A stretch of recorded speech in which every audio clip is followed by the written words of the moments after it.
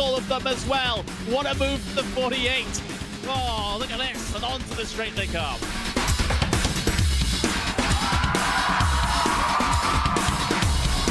Brilliant move there from the number 40 to make it through. That left-hander sliding up the inside, going up now over Hawthorne Hill, down Pilgrim's Drop, and it's brilliant stuff here at Brands Hatch.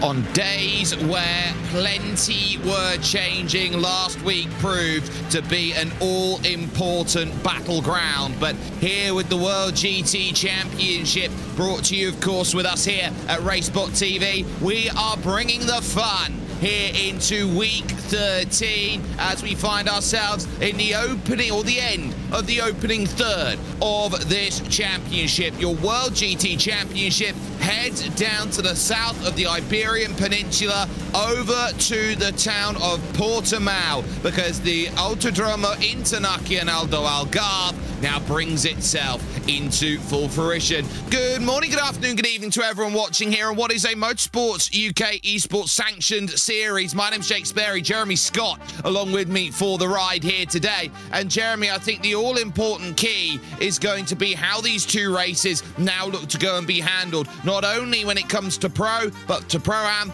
and to Am. You know, we've already seen how these drivers handle the format that we're going to have today, so it's going to be interesting to see if some of them are going to capitalize like they did last time, or if they're going to do something different. By the way, with the new update of iRacing, we also have a new car that we're introducing into the World GT Championship as well.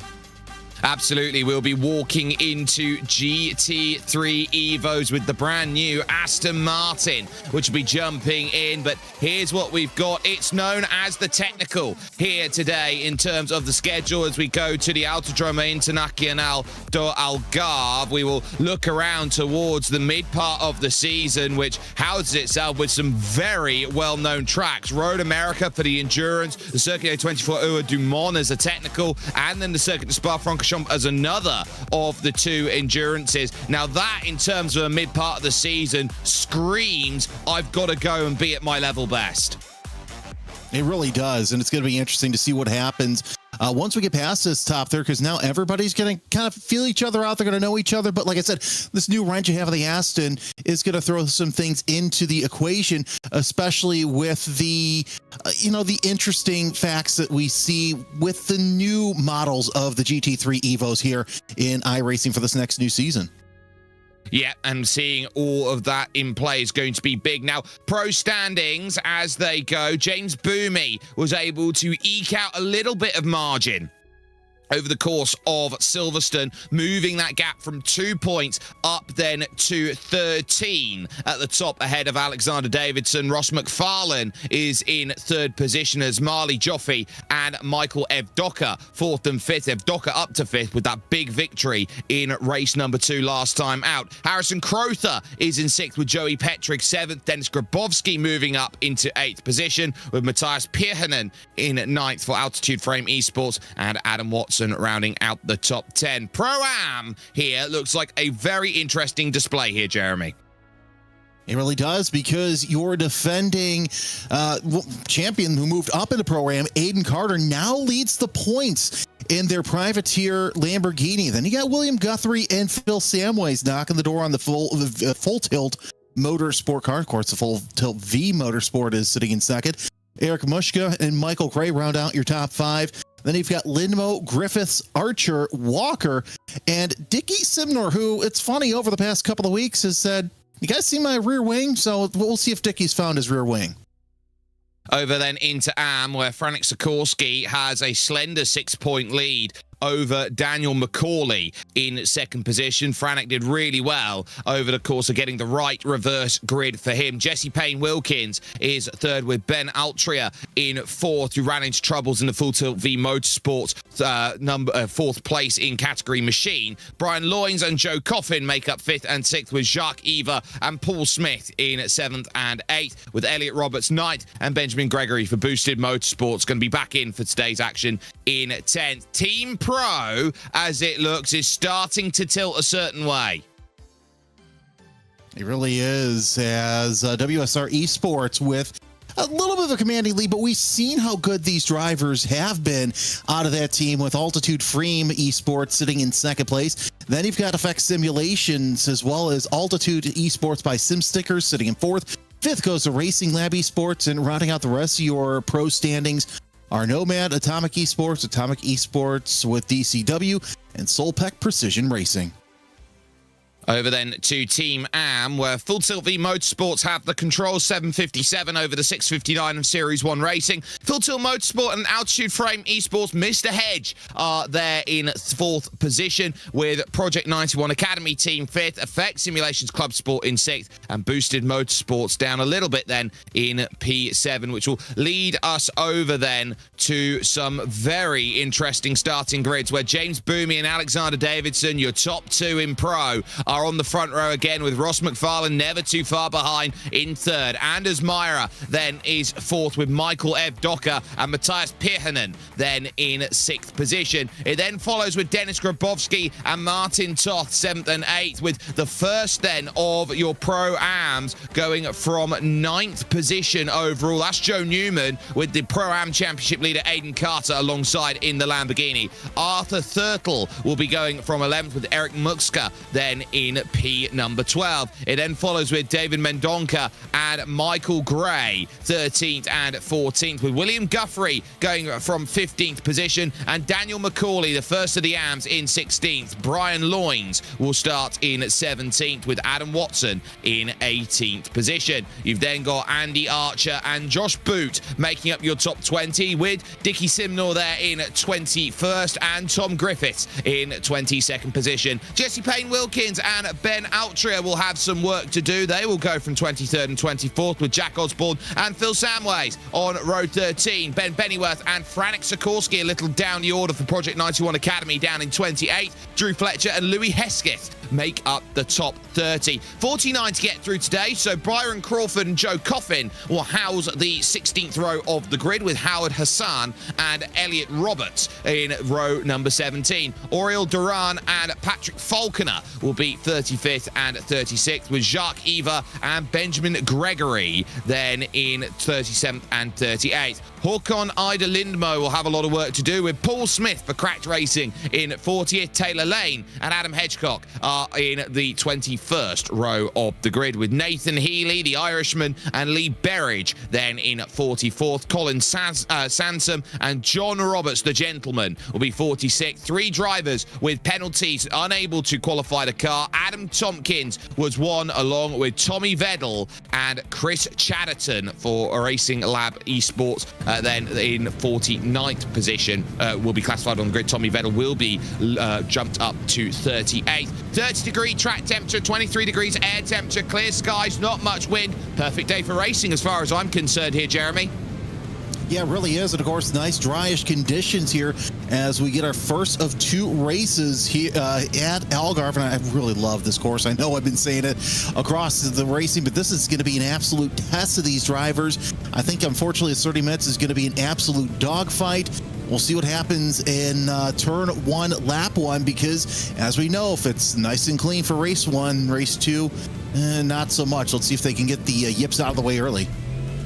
And a few drivers, we've got 4 deciding they are going to make the jump over to the Aston Martin. 3 were in the boosted team, and then of course you had Nathan over at Full Tilt deciding to make that call to go and jump on over. So that will be Nathan Healy who will be making that decision. So keep an eye on it, but the front is going to be frantic. 30 minutes in this first race to say this is how quick things can run. We call it technical because of the prowess and the challenges, and look at the amount of tyre weave that is being put in for all of these drivers. They know they've got to go out there aggressively. They know they've got to try and find all the time that is available to them. The question will be asked, will they have the ability to go and throw themselves at it the way that they have done so brilliantly over the course of the opening 6 races so far this season? For these next races, it's going to be all about holding yourself steady. James Boomy with control gets the launch and is underway, and I can't help but note all the way back to Dennis Grabowski, who was very quick to jump out to the line, almost as if it was coordinated there by the altitude frame drivers where the jump was into the Primera. Yeah, of course, it's an early green flag. One spinner already! It's Davidson that spins, I believe. No, that's actually going to be one of the Altitude Esports cars, so we'll continue on more mayhem in turn 1 with 2, 3, 4 cars involved. Yeah, it's dramatic, to say the least. When you've got a week 13 build, there's going to be changes. And I think one of the big changes here is just how cold the tyres are on lap 1. A lot of drivers going around. We've got more dramas. Howard Hassan in trouble, the 93 there in the gravel at turn 3 at Lagos Corner. So we're getting really a sense of everybody in trouble. James Boomy with control. Anders Meyer in second. And up into 3rd position is Dennis Grabowski. Ross McFarlane in 4th. The Michael Docker 5th, and almost another big movement then going up through turn number 8 at Samsung. Got another spinner. David Mendonca is spread eagle across the circuit. That creates another chain reaction. I think that Altitude Mustang that was involved, that was Piran, and he moves up with more cars getting involved near the back as well. One of the Full Tilts, one of the Brucey McLarens as well. So Franek Sikorsky, AM category leader. Wow, just already mayhem. And look who's up to 6 already. Aiden Carter, the Pro-Am driver, defending Am champion, doing the best they can, trying to hold up Arthur Thurtle, who has made his way up to 7th. Well, as you can see, moves are being made, and Aiden Carter up into that 6th place will be very happy. A frantic lap to start action off then here from Portimao, and it's going to be a case of who holds on at the moment. Michael F. Docker there looking like he picked up a slowdown penalty, so Ross McFarlane back up then into 4th position. Aiden Carter in 6th, Arthur Thurtle, then your leader in Pro-Am, your second in Pro-Am, Eric Muscat, and then your leader in Am, Dan McCauley, up to 9th from 16th on the grid. You've got drivers like Louis Hesketh, for example, who gained 16 off the start. Elliot Roberts, 17. Yeah, a lot of jostling here in that first lap with a lot of Calamity. But here's what's interesting. The big talk also in the forums was how the Mustangs feel like that they had a little bit of a performance disadvantage taken away from them. And look, you already have your top 5, basically the same players that we've seen all season long with James Boomy, Anders Meyer, and Grabowski all involved. There's Michael Gray going around 4 positions. So no surprise here. It's just going to be interesting to see what the Astons can do. Well, changes will have to be on the horizon. Everybody now is going to be looking around and saying, what more do I have to do here today to avoid dramas? Drew Fletcher's had a very good launch over the start of this race, and he now finds himself climbing up the hill, looking for a way over the top and trying to run on down. Yes, has lost 1 place so far, but it is side by side with Josh Boot, who has himself then a look to the outside and figures I can make this happen through the long left-hander here, which leads over to Sagres corner, which is the right-hander. And if you can get the inside like Josh Boot's trying to do here, you've then got it all the way through Galpi, the long right-hander, which you do have a little bit of troubles. 1 car off the road, Oriol Duran, the Spaniard in the gravel coming out of Sagres. Yeah, that's not a place you want to have that wide exit, as we're on board with Duran trying to get back onto the pavement and get him to take the outside of Galpi. You don't want to bring any sort of gravel there because it's such a fast downhill right-hander, and we're watching Matthias Pirinen make his way through the field after that early spin. I guess you can say he's lucky that he had the turn 1 spin, because now he can climb his way up through the field.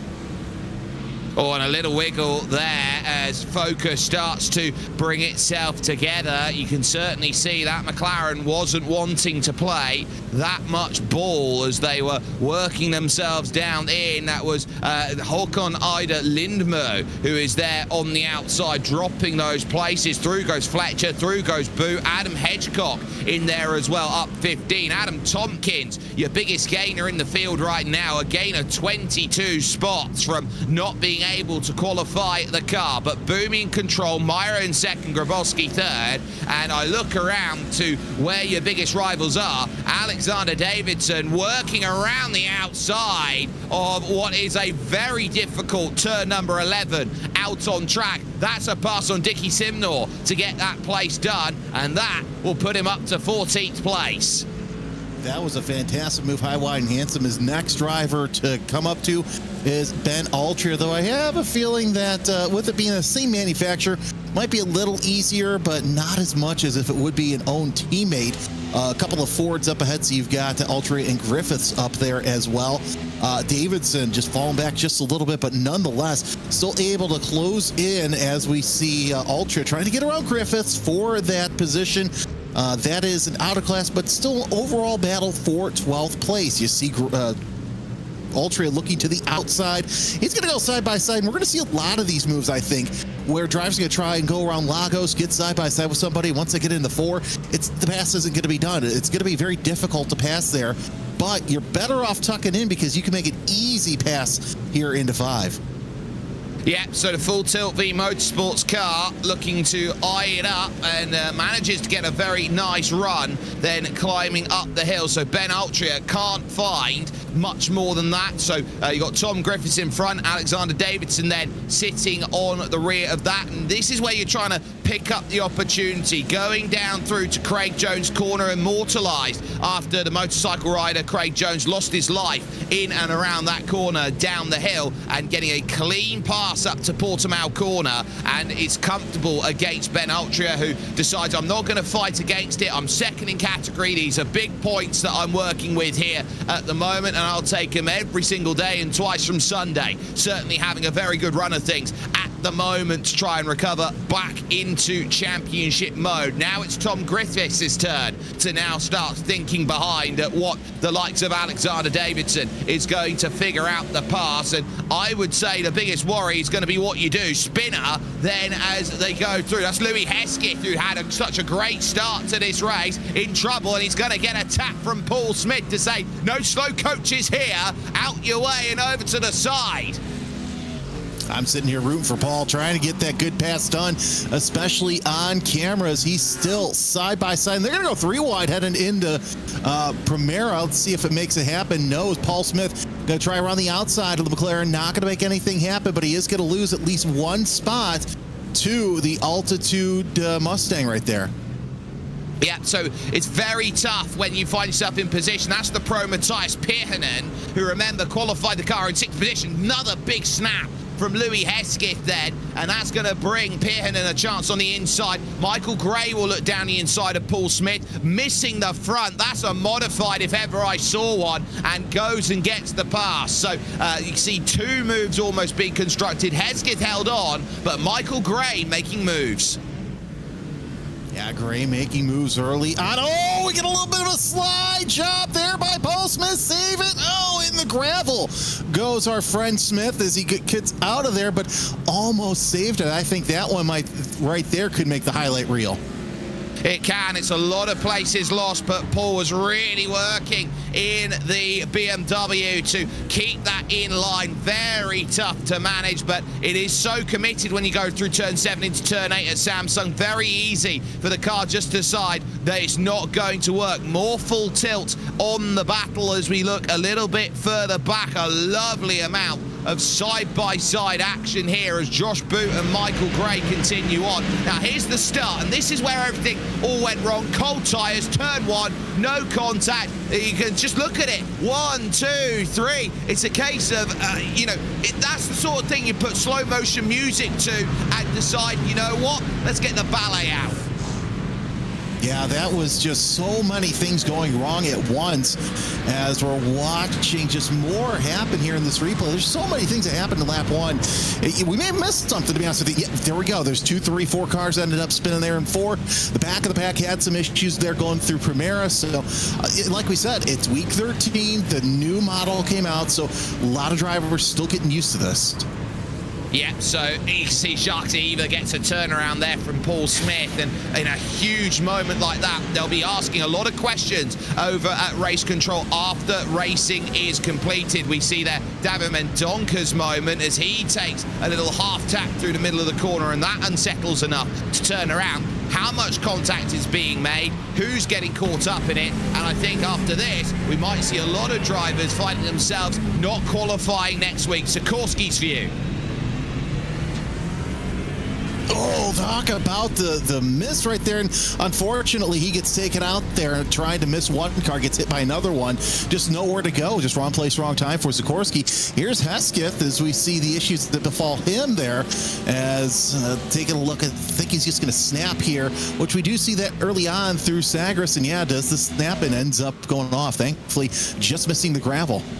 And as we go back to live pictures, it's Ross McFarlane trying to go around the outside of Dennis Grabowski, who gives him nothing out there. So he's going to have to work again over towards turn 3 of Lagos corner. And so when you're looking around and trying to get to Torre VP here, which will be the VIP tower, you are hoping that there is a way that this is going to open up and find a pass. Down the hill, Ross McFarlane leaves a little bit of space, doesn't really want to worry too much, and runs through the corner. James Boomy clear by 2 seconds now at the front over Anders Myra. And the key that we've been talking about, we have seen a couple of those Aston Martins decide to be run.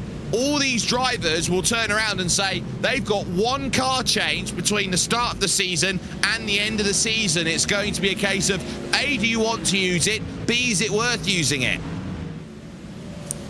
You know what? Here's the thing. I would wait till the next race, which we have for 1 hour. That way, if you absolutely have to, you can use it. Of course, also that means you can gamble with where are we going to have the invert as well. We had 1 full fielded invert so far this season. Most of them have been in the 15 to 24 range, but we still got to do the invert. Well, it'll be interesting to see what happens there as we're watching the 127 trying to hold off. Grabowski trying to hold off McFarlane. So 41 and 127 for that bottom step of the pro podium, heading down the front straightaway.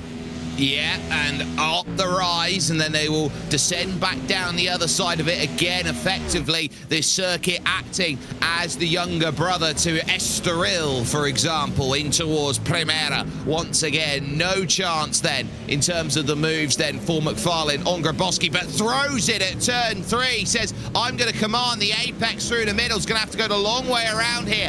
Up after Lagos now through turn 4, and now searching for an angle, defended by Grabowski immediately in the altitude frame machine. The 41 trying to do everything possible, but McFarlane again having to take the road hard traveled around the outside, looking for drive off the exit of Tony VP, and now up towards turn 7 and 8, which is Samsung. It's heavily covered on the inside by Grabowski, and what a job to defend that was.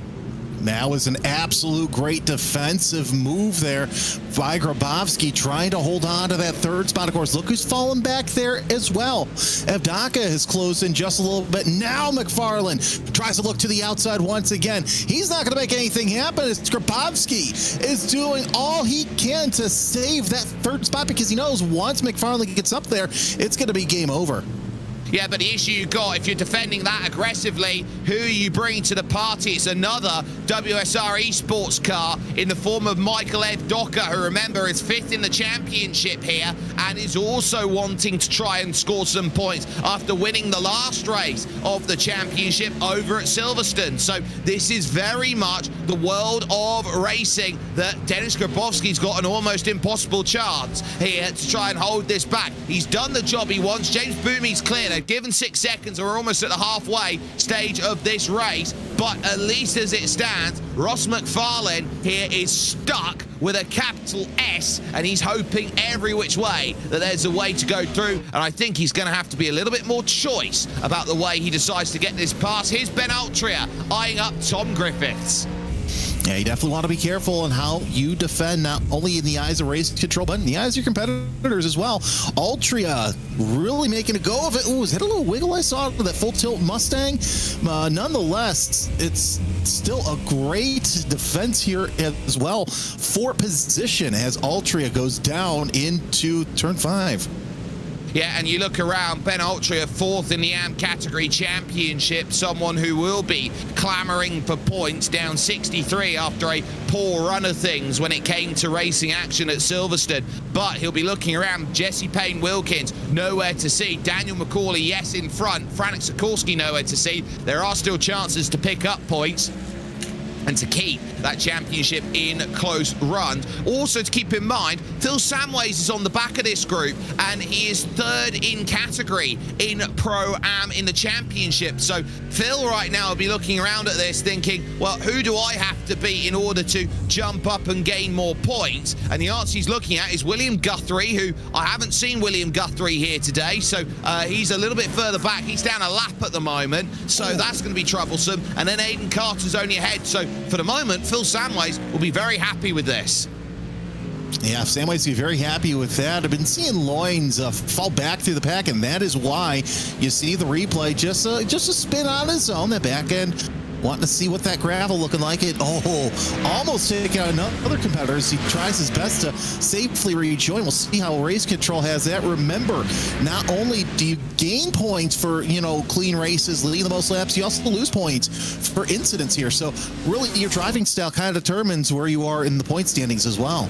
Yeah, you've got to remember here today that there is an instant point limit out there, and so that is going to be worth talking about. So they don't want to encroach on the instant point limit, which is in play, which is 16 for a drive-through penalty. But every point over 7 instant points over the course of the race, that's 2 points off in the championship. So you've got to be really, I would say, selective about how clean you're driving, and there'll be a number of drivers who, after about 5 corners, would have been on 6, 7, 8 instant points, depending on how many hits they had going through Primera.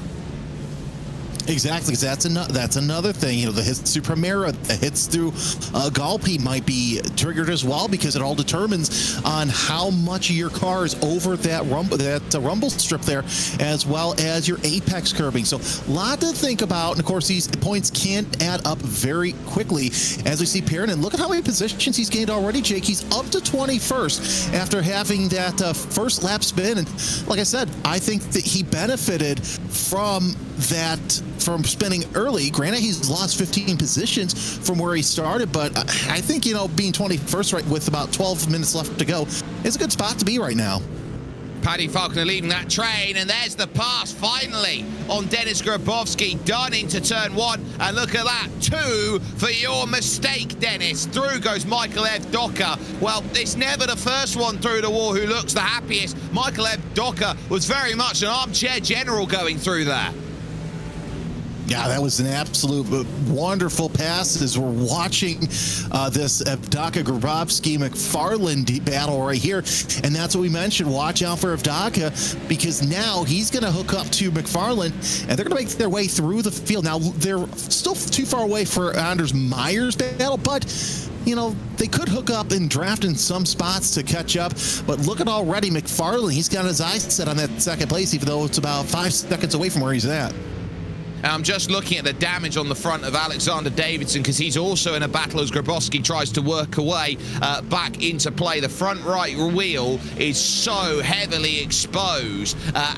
Front left wheel heavily exposed as he lunges against double A Andy Archer and gets the pass. That's good enough for 11th place and a good recovery. This is at the moment from Alexander Davidson, but it goes to show you, if you've got to walk wounded, you're not going to be judged today or in this championship on what your best result is. You're being judged on what happened when it all went wrong. And the 3-car group behind continues. Griffith with Altria, with Dickie Simnor there on the back, and Phil Samway starting to be dropped.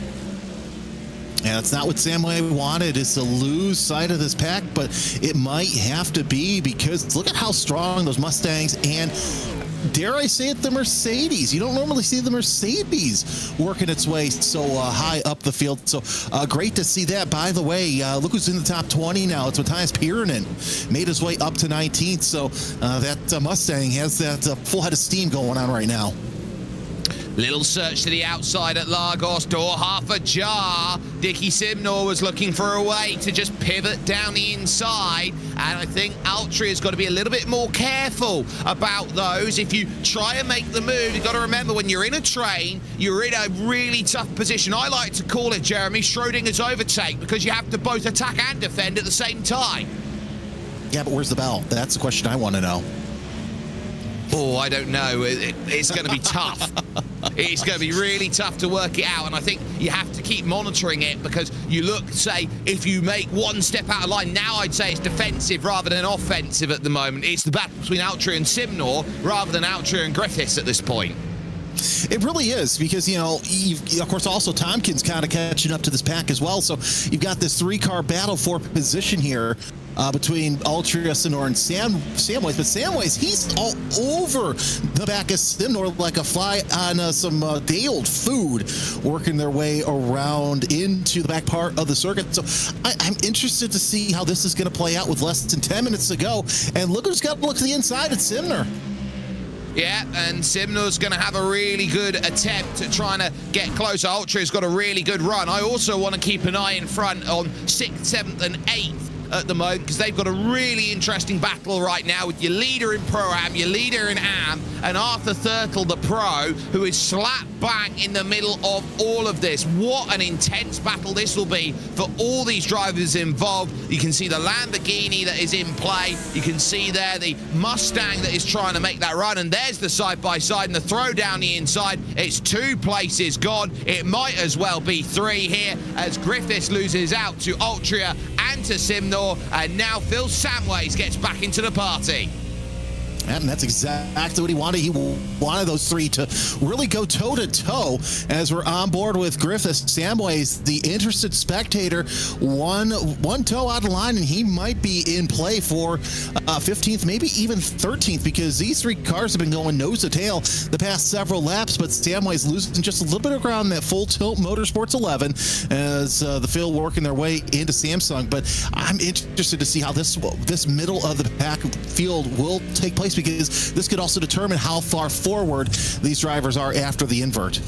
Well, every single position will matter, not only for championship points, but that invert. Drivers like Alexander Davidson, for example, will be hoping for a very low invert to try and pick up advantages. You look at Phil Samways as that side-by-side around the outside, tries Dickie Simnor. Ben Altria holds on very well. That brings Griffiths now side-by-side for Sagres Corner. You can see there the MotoGP long lap penalty on the outside. Fortunately, no one's going to be using that today, but great drive off of the exit here for Tom Griffiths, who's looking for that run. And really, it's a case where we saw over the first three rounds of racing, Mustangs were the dominant, I would say, car of choice. But will that Mercedes look to hold with Samways as well? Another move across to the inside to defend. This is so cheeky from Dickie Simnor, who's moving and weaving across the straight to cover the defense. Big kick of anti-cut curb. We'll see Phil Samways now get the chance to attack. And Samways really looking racy here as we're closing in on the closing stages of this race. This has just been absolute banger of a four-car battle. Of course, that's also given a chance for Altria to open up a 6/7 of a second gap away from this battle, so he doesn't want any part of this. No, I don't think you want to be getting yourself involved late on in a race, in a scrap out there on circuit. This has been a tough race. When you look around, we've lost Martin Toth, Taylor Lane, Franek Sikorsky, Joe Newman, Oriol Duran, Josh Boot, David Mendonca's 2 laps down, and William Guthrie is a lap down. And now Pro-Am, Pro and Am, all in the same battle then, as they got the Porsche of Arthur Thurtle looking for a way over to the inside. The Mustang waits behind, the Lamborghini just in front and holding itself steady, but they're bringing more to the party. Eric Muxka in Pro-Am, second in Pro-Am, trying to get to the back of this group, and so too is Adam Watson and Alexander Davidson. There's still a top 10 in sight for number 55, second in the championship. Gotta say, this is something to see. Carter up near the front. Of course, a lot of it has to do with positioning at these incidents, but nonetheless, on aggregate, Carter's doing quite well. Thurtle, though, cannot get around that Lamborghini. We've seen Thurtle try and get around that Lamborghini. He's going to try and close in and go through Tour VIP here in just a little bit. That's an interesting braking zone. We'll hang on board with that, but yeah, once Carter gets out of the way, I think it's going to be a race for the rest of the top 10, because McCauley, Muska, and Watson, as we see, really closing in. And look at the defensive line that Carter's taking. So Carter knows how good Thurtle is. It's just a matter of Thurtle using that to get around the Lamborghini. Well, you can't do much if you're Arthur Thurtle except try and find a way through. Aiden Carter is playing with the same amount of points on offer as is in Pro category, as is in Am category. They all have to sing from the same hymn sheet, unfortunately. So drivers in Pro, Pro-Am, and Am, they're all gonna have to learn to share championship points. Up the hill to Portimao Corner. Big aggressive line by Thurtle, trying to attack down the hill off the exit. One of the great roller coaster circuits that uses elevation change so beautifully. And you know what? That's what makes this circuit so great, is because these drivers can really use this. Here's Davidson now, knocking out the door of the 291 of Watson, trying to go around the outside. He's going to take a look, not going to make anything happen. That BMW looking nice and tight of Watson as they work their way around the final couple of corners of this track through Call P. And yeah, I've got to say this, that BMW is great around that final corner, but the more technical part of the track, that is where the Mustang seems to shine. It's been a non-starter at the front of this field. James Boomey's just driven away from everyone out there, as it will be Linus Stearns. They go, there he is, race leader right now, 5.5 seconds clear, and this is what you call a casual Monday drive.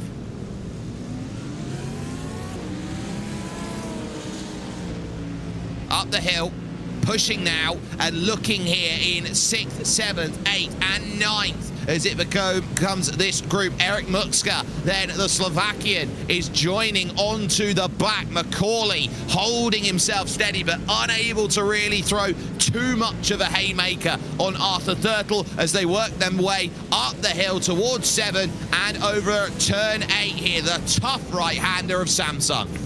Give a hand to Daniel Macaulay running up near the front as he's battling some very good names. Thurtle, Mushka, got Davidson back there. That's going to be interesting to see what happens when Davidson ends up catching up to this battle, and he will, because no diss on Carter, but Carter doing the best that they can to try and stay ahead of Thurtle, Macaulay, and Mushka. And really, these drivers, they just cannot seem to get around the Italian stallion up there in 6th place. Yeah, Aiden's been doing a wonderful job. Has just been holding himself steady, not putting himself too far out of reach. McFarlane and Ed Docker have got the clearance on Dennis Grabowski, so they're not fighting too much. This is the closest battle up inside your top 10. And though you got the Porsche, who's got the really awkward challenge of trying to gain on the straights. And that Porsche, I would say, is one of the weakest in a straight line. So this is where you're going to see Dan Macaulay start to close on in. You've got to have confidence into turn 1 of Primera. It's downhill into the braking zone. Yeah, that is absolute commitment, as now Macaulay in the AM Mustang, the number 21, all over the back of Thurtle right now for position. So why not go for one more? You're already the leader by a good margin in your class. So, a little bit of a wiggle there out of Carter. Let's see if that affects them going into Tour VIP. Not going to make anything happen, but Thurtle getting the closest that they have been around Carter, coming out of the corner, and Carter gets a better exit. The VIP tower takes a look at a sniff of a move, and it's not enough for Arthur Thurtle to get that one sorted out and saying, right, that's going to be mine to be happy about. Climbing back up the hill again, over now into Craig Jones' corner, and look at the commitment. That Porsche's able to just hold itself in the middle of the road so much better, and it's still held, well held by Aiden Carter. Look at it. It's like watching Lord of the Rings at a moment. You shall not pass, says Aiden Carter. Yeah, Carter doing the right thing, of course, not making a sudden abrupt moves, taking a lot of defensive lines into these heavy braking zones. And really, final lap for Boomy, by the way, as we're watching this battle here for the 6th place. This is the best battle on the race so far. Boomy opening up to about a 5.8 second gap, but God, got to give a hand to Carter, as they're looking pretty good down there for the final time. It's been very much a staunch defense from Aiden Carter. Every time he's needed to go to it, he's had everything sorted. Macaulay has a little sniff. Muxka is happy. Alexander Davidson's a bit too far back. He needs some fireworks to get higher than 10th place. But now on the brakes into the Lagos corner, late corner out there at turn 3. Now you're looking to climb back up the hill through turn 4. Hold the commitment through the middle of the corner and then attack. There's the VIP tower on the left-hand side. Again, closing in is Arthur Thurtle. Again, thinking about which way he's going to try and make that move. Again, Aiden Carter's in the middle of the road, making decisions difficult for those around, like Thurtle, Macaulay, and Muxka, who hold themselves steady and are waiting for the visage to crack and just are unable to find it. Through 7 to Samsung here at turn number 8, and the big climb up the hill on the exit. You've got to be so careful with the right foot on how quickly you press it down flat to the floor, knowing too little and you lose all the momentum. Too much and it's too difficult. And over the top of the hill, nothing there. You have to go to the quiet driver at the front, who has seen everybody behind from turn 1 spin around and stay away from him. James Boomy is faultless and again takes a victory here and continues his streak of 1 win in every single championship meeting so far this season. Meyer will take 2nd, McFarlane will cross the line to 4th, but the battle is on in P6, and give a hand to Aiden Carter and Dan Macaulay, the 6th and 8th for the pair of them. You can hang that up and say that is brilliant driving from Pro-Ams and from AMS. That was an absolute fantastic race right there, as we see Ben Altria coming across the line in 13th, up 11 spots. Man, this invert's going to be absolute fantastic as the rest of the field working their way around. But to give a hand to Dan McCauley, 8th place overall, your AB winner. And really, that was on merit because McCauley was just as quick as the rest of the top 10 runners.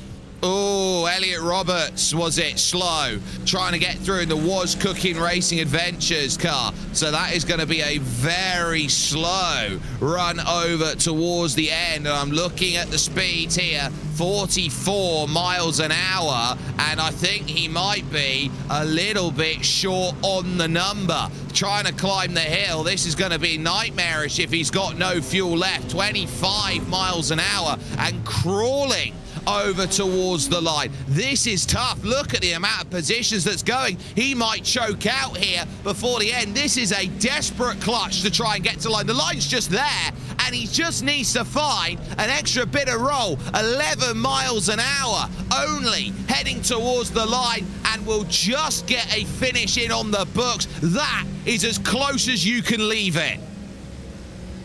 Oh, man, talk about luck and getting over. Wonder if he was trying to clutch and coast there at the end, but what a fantastic race that we saw throughout the middle of the field. Saw so many great battles.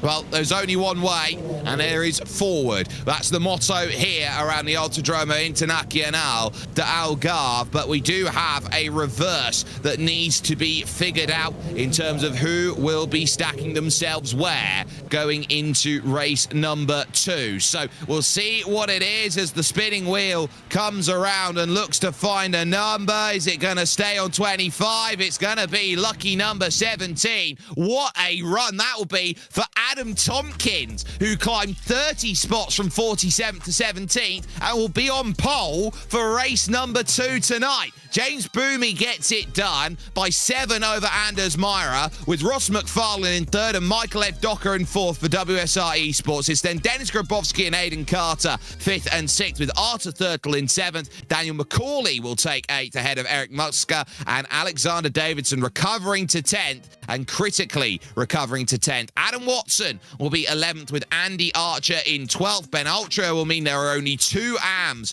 on the right side of the split, with Dickie Simnor, Phil Samways and Tom Griffiths in Pro-Am then getting their finishes within 40 seconds. Adam Tompkins just gets the split ahead of Matthias Pirhanen's recovery. Pirhanen will have to go from 18th, with Paddy Falconer and Ben Bennyworth rounding out the top 20 there for Quartermass Motorsport. You've then got Joe Coffin and Tommy Vedel. Good run from Tommy, actually, from the back, going to 22nd. Louis Hesketh and Brian Loynes making up the top 24, with Drew Fletcher, Jack Osborne, Adam Hedgecock and Benjamin Gregory your top 28. Håkon Ida Lindmer will be in at 29th, with Michael Gray rounding out the top 30. Only the 36 finishing on the leading lap. Paul Smith will take 31st ahead of Jesse Payne Wilkins and Lee Berridge. Elliot Roberts, desperately out of fuel heading to the line, drops all the way down to 34th in the Was Cooking Racing Adventures car, with Nathan Healy and John Roberts the gentleman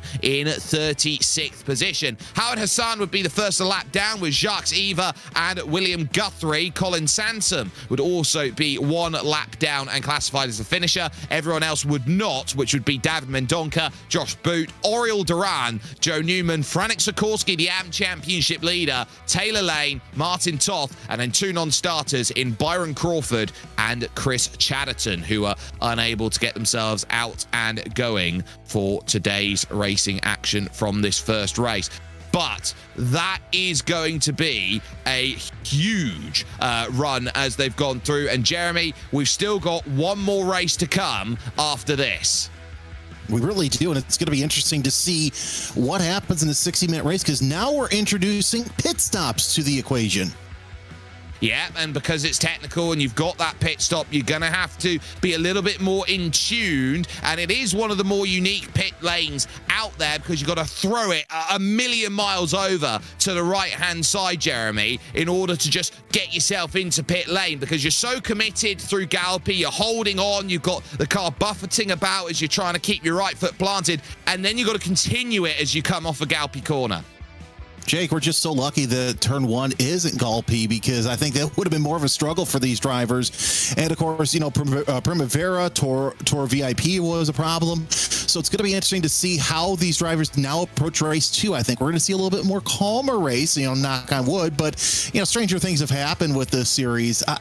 I've got to say that opening lap, I didn't expect to be that messy, but you got to hand it to the drivers for avoiding what could have been a potentially dangerous situation for a lot of these drivers, as some, you didn't know where half of those cars were going to go.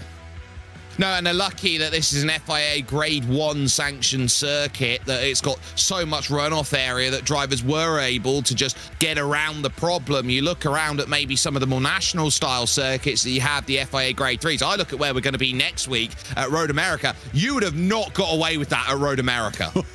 I have been a part of so many races at Road America where I've seen things go wrong in a heartbeat. So I think back to 2005 to the vintage race where we wadded up 20 plus vintage cars and destroyed some of them. So yeah, we're very lucky that we were at a Grade 1 circuit instead of a Grade 3 circuit. We certainly were, but I just want to get one little bit of comment from you about a driver who was very lucky with that reverse. Very similar to what happened to Michael Evdoka a week ago. Adam Tompkins, what a result that is for him. Yeah, Tompkins with a clear view into the start, which is absolutely fantastic. We saw how Tompkins was battling throughout the field. I'm going to be keen to see how long he can hold that lead. I am keen as well, and we'll see how keen everyone will be in the 8th race of the championship. We're going to step aside for just one moment here with your coverage on RaceSpotTV. We'll be back when race 8 gets itself into play after this.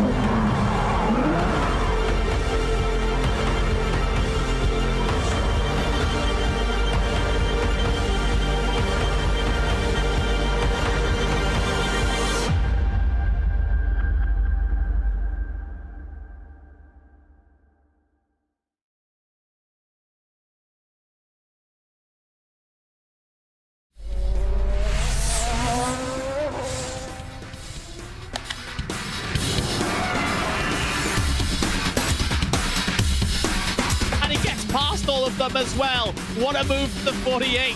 Oh, look at this. And onto the straight they come.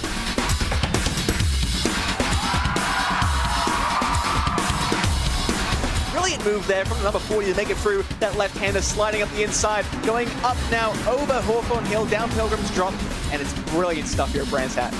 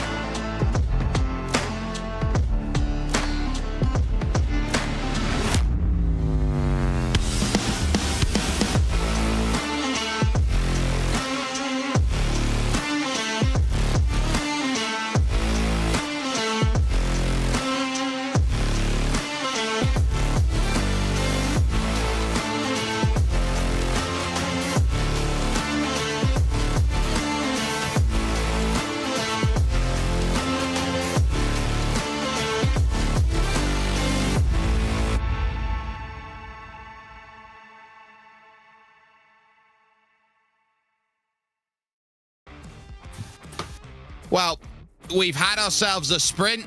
Now it's time to give yourself a feature. 1 hour is what the technical is all about. You must make a pit stop for fuel and tires. And so as you sit down and you look at it, you've got to put your best foot forward. This is one of the great weeks in the championship to have an issue, Jeremy, because if you're on the wrong side of it, you've got a lot of time to recover it. You really do, and you can pit early and really hope that the rest of your rivals pit a little bit later and you do the undercut. But we've seen the undercut work. We've all seen the overcut work for some competitors. So it'll be interesting to see who pits when, who pits where. And that's going to be, I think, the difference between who's up at the top of the podium and who's on the outside looking in. The fact of having a pit stop is you don't have to worry the entire time about, do I need to make the passes on circuit, because those overcuts, those undercuts will give you the ability to just put good lap times down and the field will start to stretch itself back into position once again. We find ourselves not a million miles away from that racing start, but I think one of the keys that we're going to be seeing over the course of this Portimao circuit has been those starts. And I think this really shocked a lot of drivers just how much tire temperature has got to go into the tires now as they look to set themselves up. It will take 2-3 laps to get truly comfortable, and those especially in Pro-Am and Am are going to have a very twitchy right foot.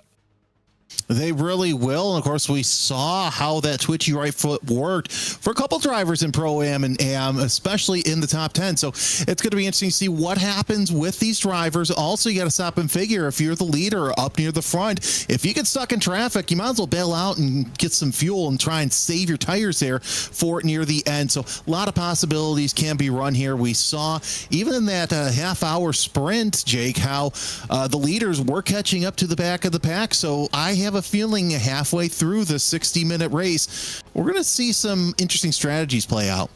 There's going to be a lot of stories of drivers who did not get a good race one here today, who are looking at this race two coming up, who are very much out of position. I look around at William Guthrie, for example. I look around at Franek Sikorsky, who will be desperately looking for points. Two drivers who are in the top two or leading the championship coming into today, who are now very much on the back foot and thinking, right, I've got to scout some points and I've got to scout them quick.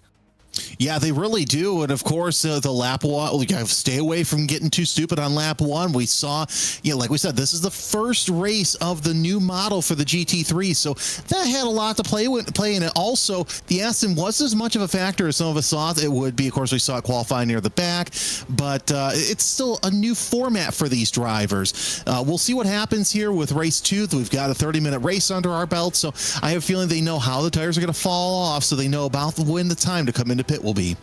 This will be one of the first times we get an understanding of what that Aston Martin GT3 Evo can do, because, of course, we are in a week 13 as we take a little look back out onto circuit here. And really, one of the keys when you've got any new car, where does it sit in the balance of performance chart? Now, you always get this fallacy, and it's the same fallacy that you get in collectible card games, for example, of power creep, so to speak, which is that the new car that comes in typically goes near the top of the balance of performance sheet. So when you're looking around at it, it's always sometimes a good bet to hedge to go to the car that has just been brought in. But there's no guarantee of that, of course, being the case that it works, that it's the best, that it's the way that it goes about, because there's always going to be the best drivers going here. In a series like this, in a championship like this, where you've only got one car change available, we'll go to what's best, and we'll make that decision to go to what's best when we know what's actually best, when a couple of weeks have been run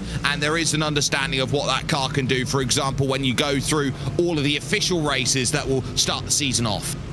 We see nothing but Mustangs up at the front throughout this whole series so far. So I don't blame drivers for wanting to try something new. Four of them decided, okay, you know what? The Aston's out there. This is a new car. Let's shake it down and get ready. Maybe not for this season, but for next season when the new round of EOP comes in. So that gives them a chance of a full season under the format of whatever car that they have. So I applaud them, but at the same time, we've seen the tried and true throughout. But here's the thing, Jake, we know that last season, not many drivers are using the Mustang. Well, now that we have a full season under our belt, half the field in some races are the Ford Mustang. So it's going to change with BOP, but again, for those who decided to dip their toe in the water for the Aston, I think it's going to be a good move for them for the next season. 75% limit on the fuel tank, so normally we'd expect GT3 spec here, Jeremy, to last the hour. Today they're going to be looking at about 45 minutes as far as they can go. So when you put it in that perspective, okay, they've got to try and make 45 minutes as the checkered flag comes out. They've then got to work out, what do I need to do to go and get the perfect stint length sorted? Exactly. Do you go out there, run 10 tenths, get a good gap between you and the competitors, or do you kind of to wait it out a little bit and see what everybody else is doing, then push it? So it will be interesting. Yeah, you can go no further than 45 minutes, but if somebody tries to go a little bit longer, it'll be interesting to see the fuel save that happens.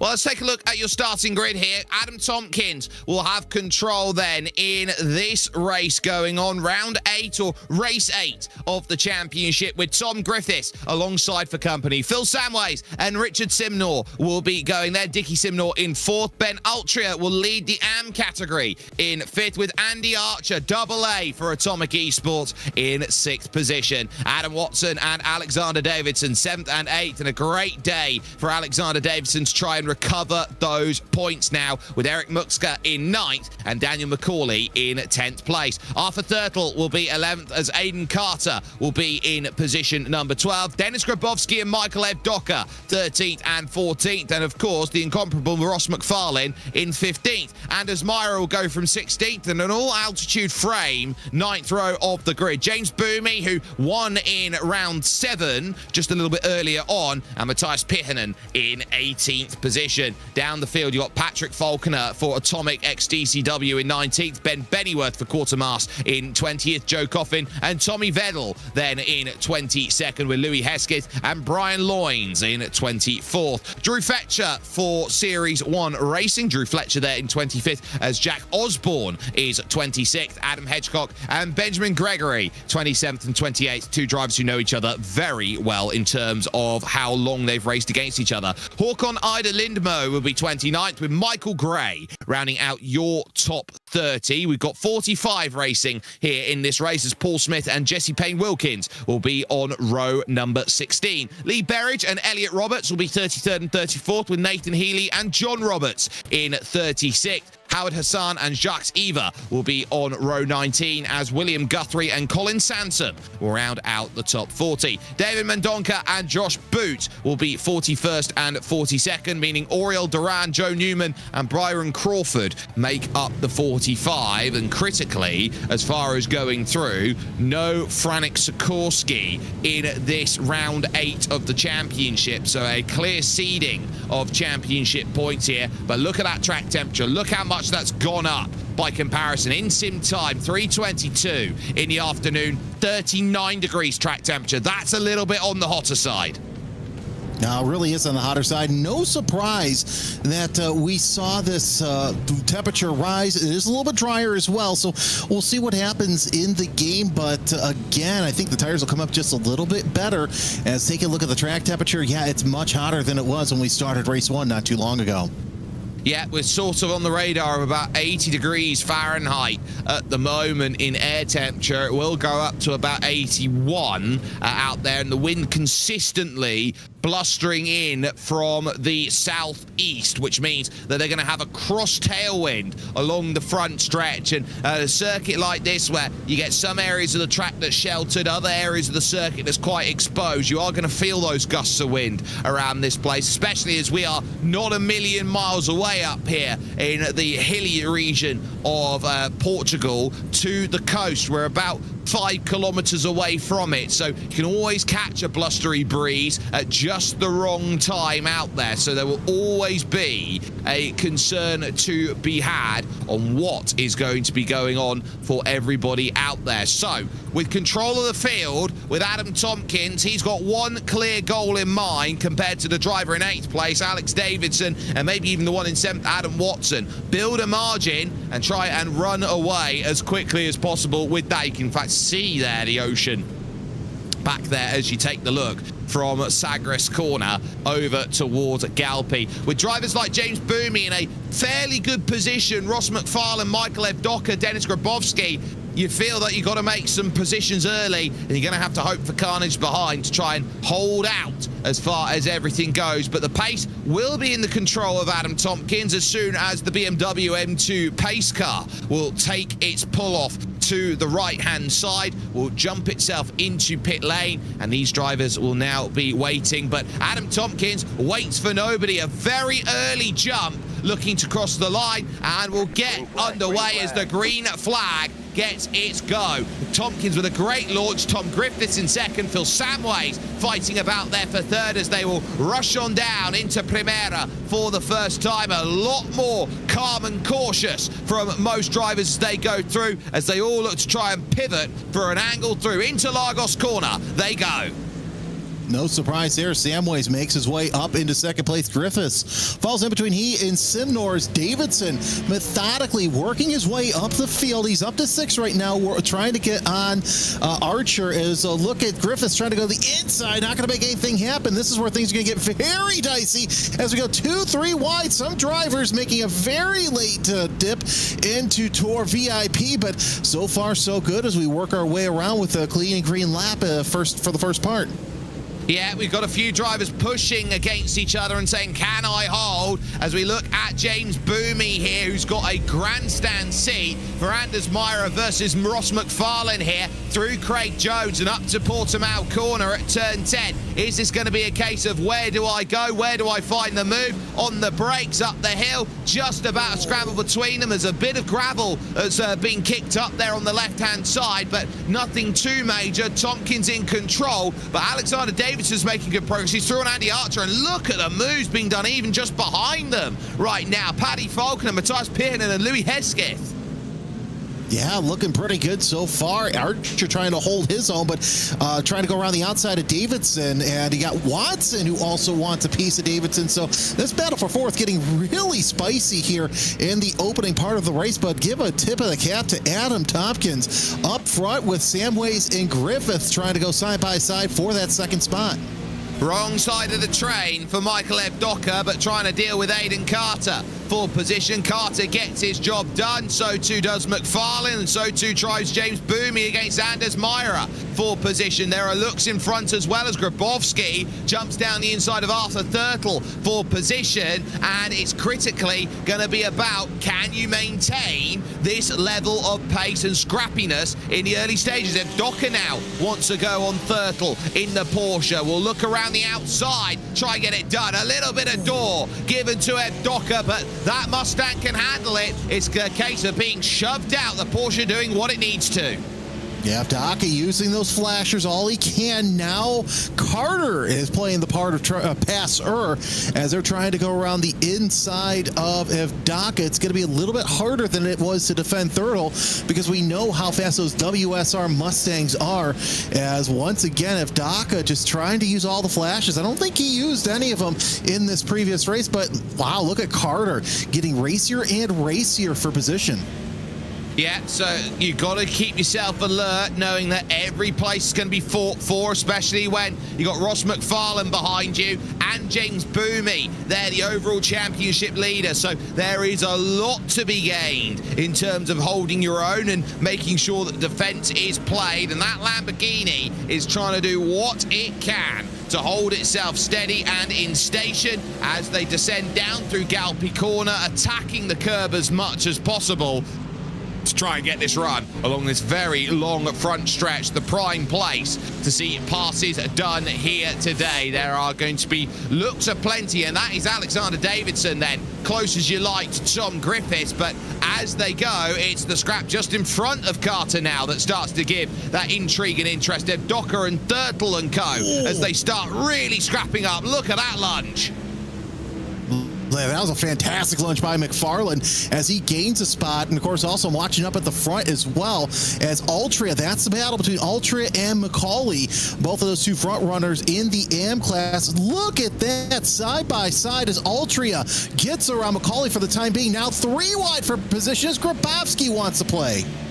Well, it's game on. No drivers safe as they run through up to Samsung corner here. Dan McCauley is able to hold on. The two AMs who got the right side of the reverse. Ben Altria and Dan McCauley, they're going to be scrapping for honours here at the moment, so don't do anything silly. Dennis Grabowski will be desperate for a way through because they're losing contact here to Andy Archer and the next group that's up there. That's making life very tough. Alexander Davidson now up into third. We'll be looking at second against Phil Samways as there goes the lunge straight down to the inside, now leading to Sagres. Grabowski is going to have to go the long way around of two straight corners.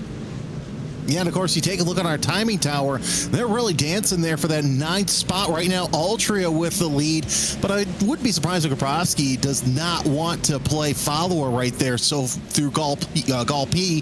But look at this battle for second place as Davidson now stalking Samways all he can to get into that runner-up position. He's going to dive to the inside, make that pass with ease, and now Davidson has his sights set on fellow Mustang Adam Tompkins. Not yet. Open up a 1.2 second lead, but Samway's going to look to the inside. He had a nibble. He lifted off early into one. That is a front nose that's decided it wants to disintegrate, and it's getting very chipper right now in the middle. A big gap now behind Dan McCauley. It looks like it's Dennis Grabowski who sees around as that was going into that section. I believe Dickie Simnor's front nose then had the tap. But what brilliant scrapping we're in for at the moment as they now climb the crest and work their way up through the next section. That is a rear wing missing there. One of the spoilers gone, and that's for Tom Griffiths. I was going to say, I think Simnor was jealous of Griffith's rear wing and decided, yeah, you're not allowed to have that if I can't. But that was an interesting little hit there as Hesketh already got spin. They come together and they're just about going to be able to avoid everything there. Disaster for Andy Archer and huge dramas for Tom Griffiths, who's going to have to wait for the whole field to cycle. Griffith is in the absolute worst part because it's a blind apex and facing the wrong way. But man, what a horrible start for Griffith in the number 23. He gets back underway.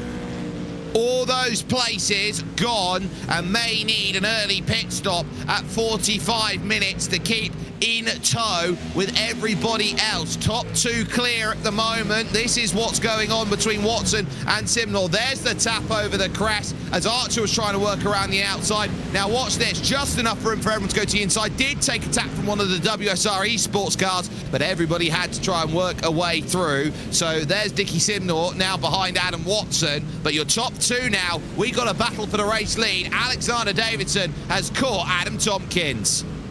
Well, it's only a matter of time. We know how good those WSR esports Mustangs are. Of course, Altitude not too shabby either. These two teams are 1 and 2 in the points as they sit second and first on the track right now. But Davidson's going to do all he can to sit there and make Tompkins sweat. I don't think he's going to make a desperate move, but he's going to try and make Tompkins make the move for him.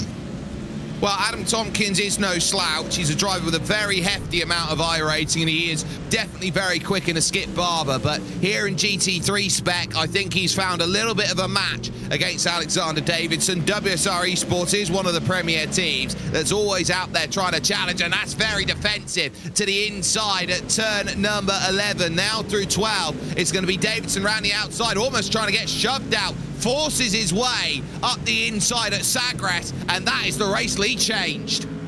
Yeah, that was absolutely textbook move through there as Davidson now opens up just a little bit of a gap, but Tompkins not going to let him have it that easy. But better exit out of Davidson through Gall P. However, that gives Tompkins a chance to reel in Davidson headed towards Primera. I don't think he's too close enough to make any sort of move. He'll pop to the inside, though, I have a feeling. He'll just take a look. Not going to make a move as of yet, but Tompkins now holding steady in second place, so Davidson starting to open up a gap slightly. Yep, so those gaps will slowly open and close as every place will be fought for. They've got the likes of Tom Griffiths, who's come out of the pits by the looks of things and back into the battles that they've got. Altria has just lost the place to Ross McFarlane, and now James Boomy will be next on through, but it's going to be status quo for your top two at the moment, and it's getting busy down in the middle. There's a throw down the inside then. James Boomy straight through on Ben Altria, and we've got side by side up the hill as Grabowski and Ed Docker now look to go for it here. It's Grabowski on the inside. Ed Docker's going to have to let him have it, and he has a big wiggle with a lack of pace through the middle of the corner, needing that aerodynamic grip from the rear spoiler to keep the car planted. It's going to be interesting to see how much we see McFarlane Boomy come up through the pack. We know it's taken them just a little bit of time to get up there, but Evdaka using those flashers once again against Grabowski. Not too far away, you've got McFarlane and Boomy back there as well for lots of jostling. Look at this. Little bit of door rubbing as Evdaka gets around for the time being. He's going to kind of shove Grabowski up, but Grabowski with the better line through Sagres. Well, if you're not going to lift off of it, it's very easy to take it back at Sagres. It's one of those corners where you don't have the profile, really, to go and gather it back. It's slightly uphill, so if you win the race to the inside, you win the corner there. But now it's a case of Ed Docker making himself known. McFarlane closes, Boomy closes. Look at this double-decker WSR sandwich on altitude frame bread. Man, what a fantastic battle that we're seeing here as Boomy just sitting back there wondering what he's going to do to get around this WSR meet, as Grabowski holding back Evdaka and McFarlane, because once those two get around Grabowski, I think it's going to be a little bit tougher for Boomy to make anything happen. Nobody making a move just yet into Tour VIP, but still nose to tail, line of start 7th through 10th.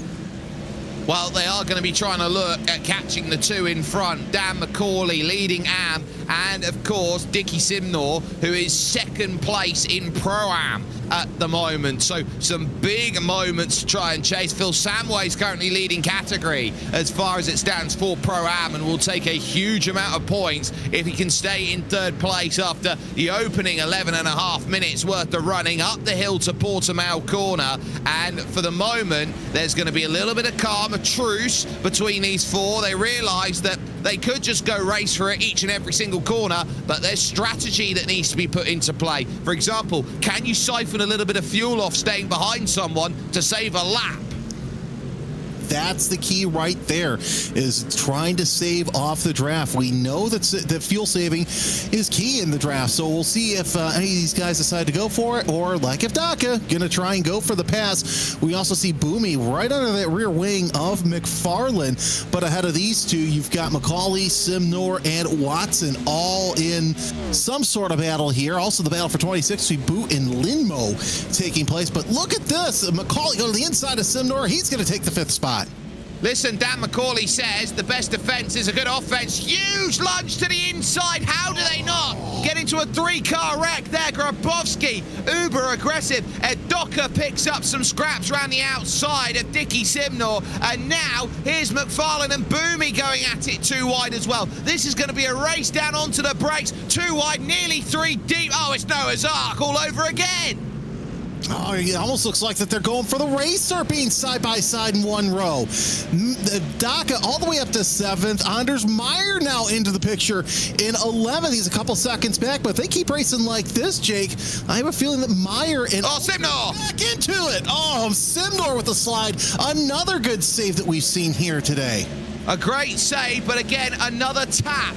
And you can't afford to keep going tap, tap, tap, knocking on the door. And that is a case there for Ross McFarlane. I don't think he quite got himself alongside, and it created trouble for him. He's still trying to put up with James Boomy, and he can't just slap him off and away like he's a wasp, like he's a pest, because James Boomy's just going to sit there, and he is going to pester and pester and pester.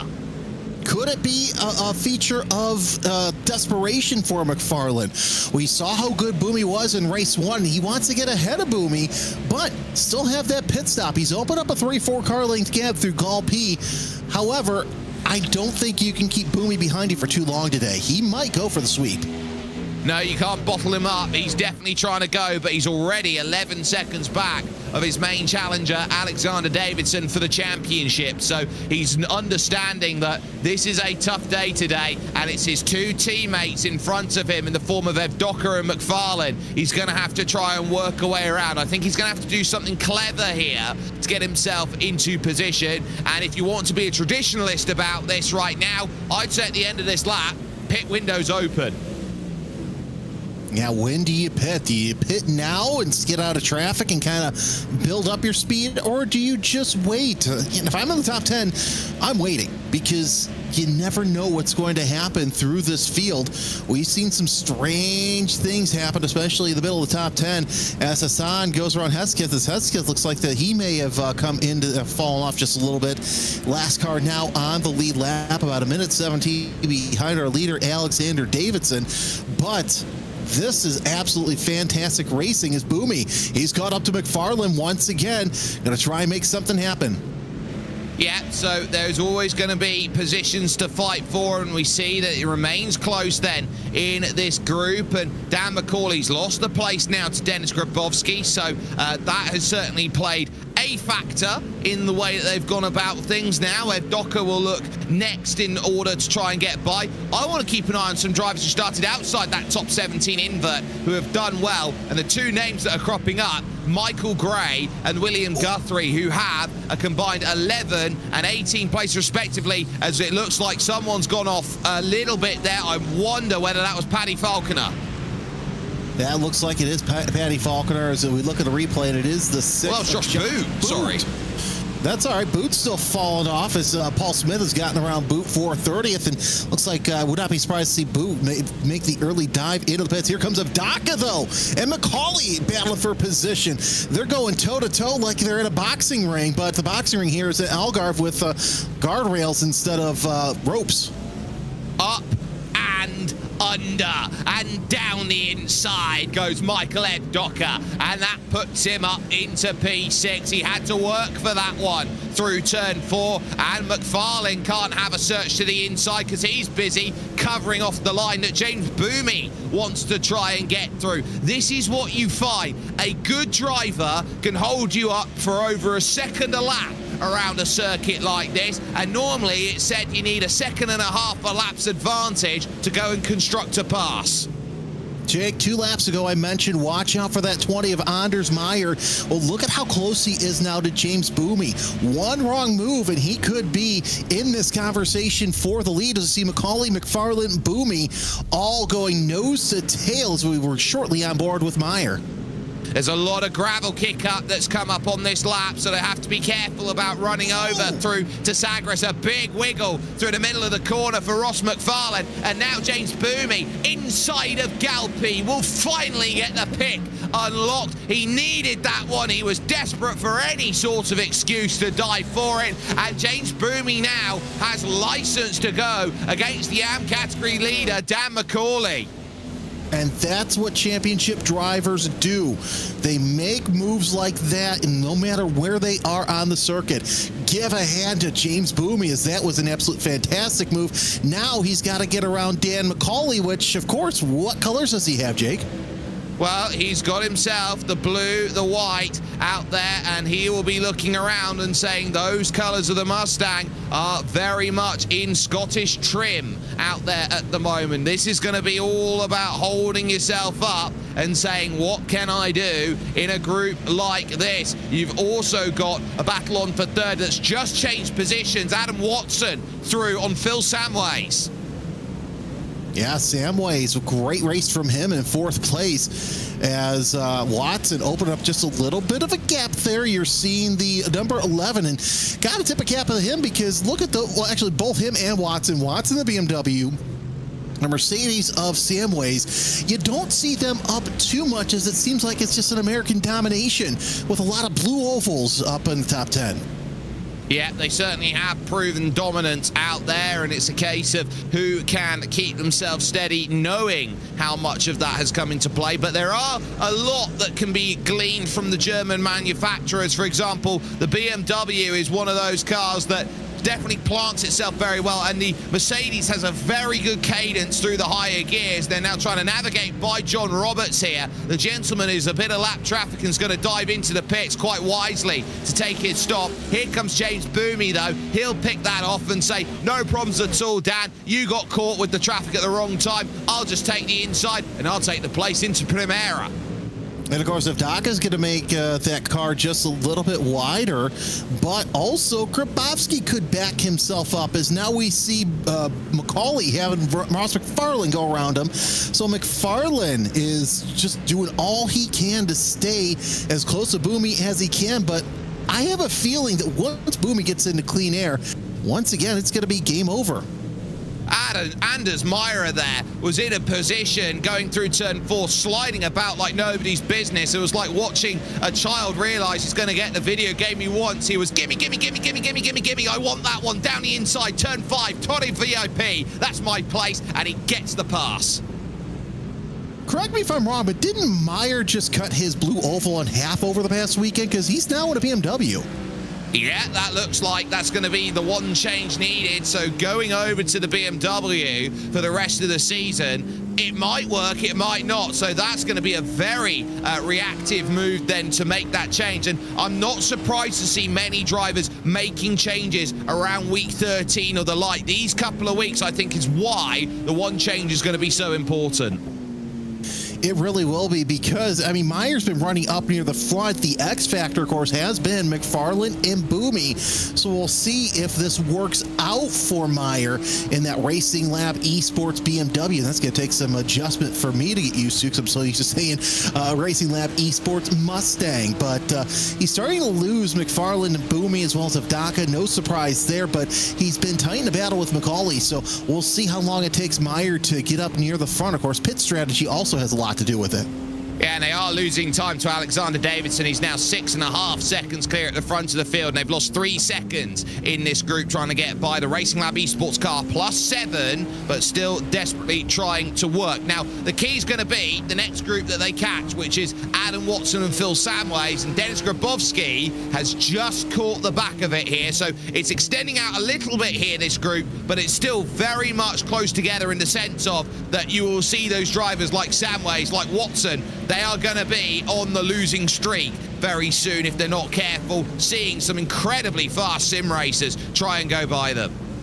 Well, of course, this gives Simways also a chance to learn from some of the best in the service, as Grabowski, Doc, and Boomy, as well as McFarlane, have really proven themselves to be. But yeah, once Samways gets one wheel out of line, he's just going to be freight trained by a whole bunch of Mustangs. So it'll be interesting to see how long that takes. But really, Samways holding his own right now. But look at the gap that Davidson has over Tompkins so far this race. 7 seconds. And we're not even halfway through, and neither those drivers have taken pit stops.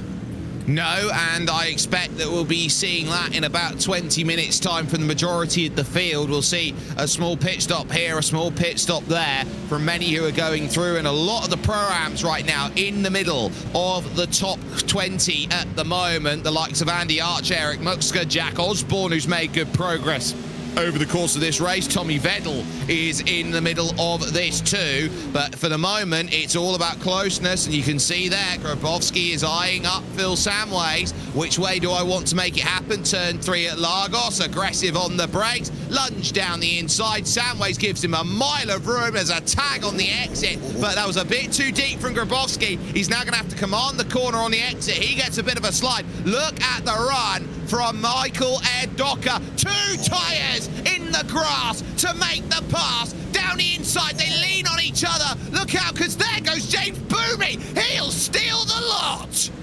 We'll talk about a cheeky move out of your points leader. Boomy making the move from 6 all the way up to 4th place.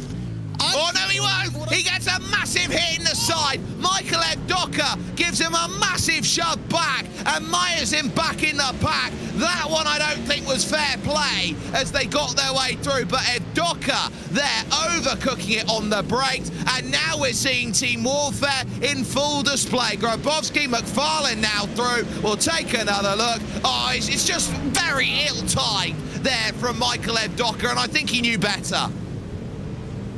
Yeah, that was not within that 50% zone. He just got a nose in there and decided to move Boomy out of the way. But Meyer also really within this battle here, as this Evdaka train still working its way. Samways relegated back to 9th, and that's what we mentioned. The second Samways gets out of the way, it's going to be game over for him as the rest of the pro field working their way into battle as nobody pits. I'm kind of surprised, kind of not. But Evdaka taking a very defensive line down the front straightaway. Well, he has to. He leads the group right now with Grabowski, McFarlane, Boomy, Myra, all there, all drivers who finished in the top 5 in the opening race. A search to the outside then from Grabowski doesn't quite unlock the prowess and promise that's there. Jack Osborne pits then from 16th position overall, and this will be an important pit stop for Jack because that will indicate what the Pro-Ams will do. Yeah, that's a smart move. We'll get to play and see what Osborne can do here as we're watching the pit stop time. This is kind of our first look as Oriel Duran also comes into the pits. Wouldn't be surprised to see 11, 12, 13 second pit stop. And that pit stop's actually climbing a lot higher than I thought it would, as he might be fixing some damage. So kind of can throw that one away as Osborne effectively with a 20.5 second pit stop is out of the contention for the Pro-Am win. Well, the key is they do have one fast repair available, so I doubt it's damage. I think that's just how long it takes to put 15 minutes of fuel into the car to get them through. 22.5 from Oriel Duran before he's off and away again. And it might be that they're changing a couple of tyres. Maybe not 4, but 2. That's interesting, but you know what? It's not surprising with as close to the coast as it is. You're going to have some rough pavement with the sand scraping on top of it on just a windy trade winds day. One gust of wind, and you're going to be very sandy. Oh, that was interesting seeing Boomy. Grabowski go 4 off. He's got to be careful with that because he's already up to 12 incident points, is Dennis Grabowski. It's a very tough day. I've got the ability to see who's got what. Michael Evdaka actually is one of the drivers who's got to be really careful. He's on 15 incident points at the front of this group. If you hit 20, it's a drive-through. Now, here's my question. Could Grabowski have taken that 4 off to get a slowdown penalty to give Boomy a chance to battle with McFarlane?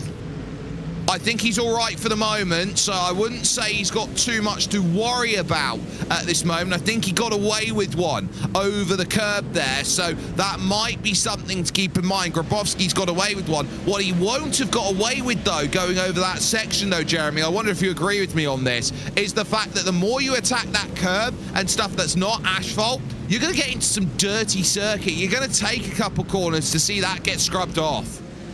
Yeah, the marbles are really going to create havoc here the later on we go in this race with worn tires, just kicking off all sorts of clag, and that's going to mess with you, especially near the end of the race. Boomy trying to get around McFarlane for that 6th place. We saw him make that hero move just a lap or 2 ago, but unfortunately he was just moved out of the way by the WSR Esports teammate of Ross McFarlane. But look at Meyer. He's still in the hunt, and he wants to let these guys know that he's still a part of this battle.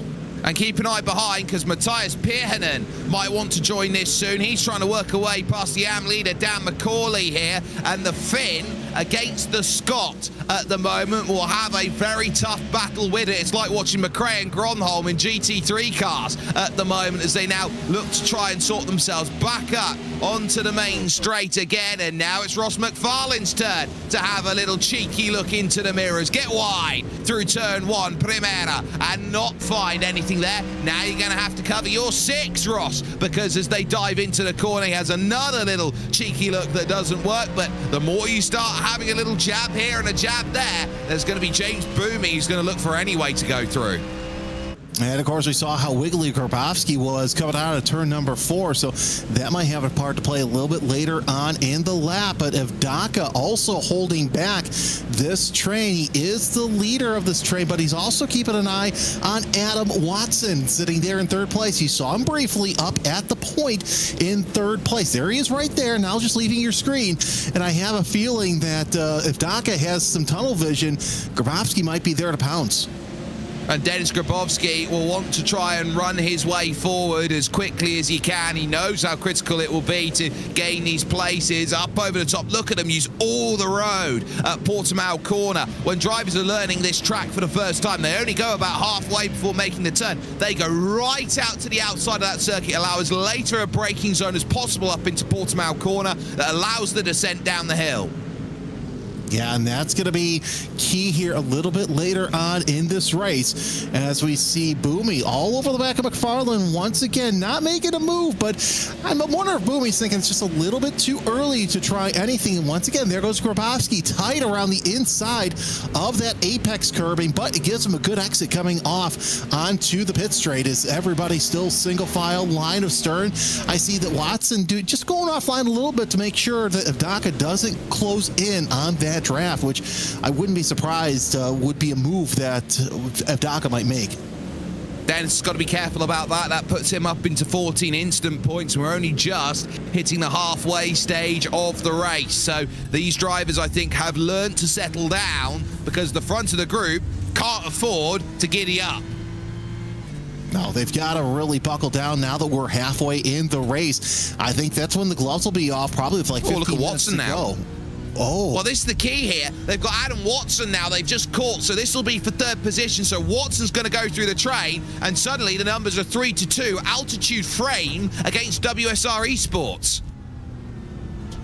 And that is the key. Remember, WSR Esports has all Mustangs, so it's easy to tell them, but Altitude, they're running two different manufacturers there, but they are still the same team. So Watson, he's going to help out Grabowski and Boomy the best that he can.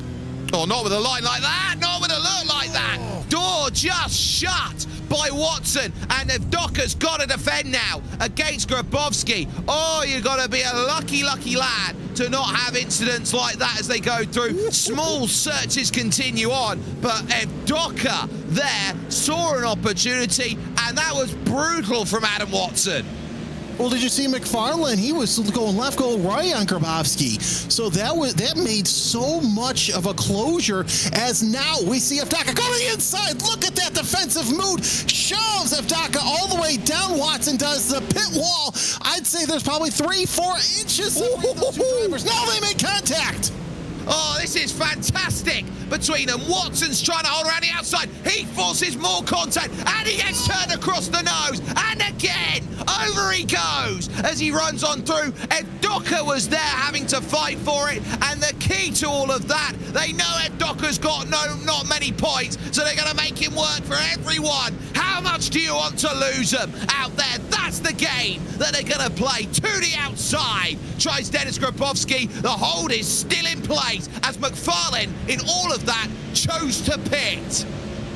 Well, one has to wonder in real life if Evdaka owns a plowing business, because that's the second time this race we've seen Evdaka move a driver out of the way. Here comes Grabowski to the inside. Still bump out of Evdaka, trying to hold on to that third spot. You look behind. He's got a penalty. Side.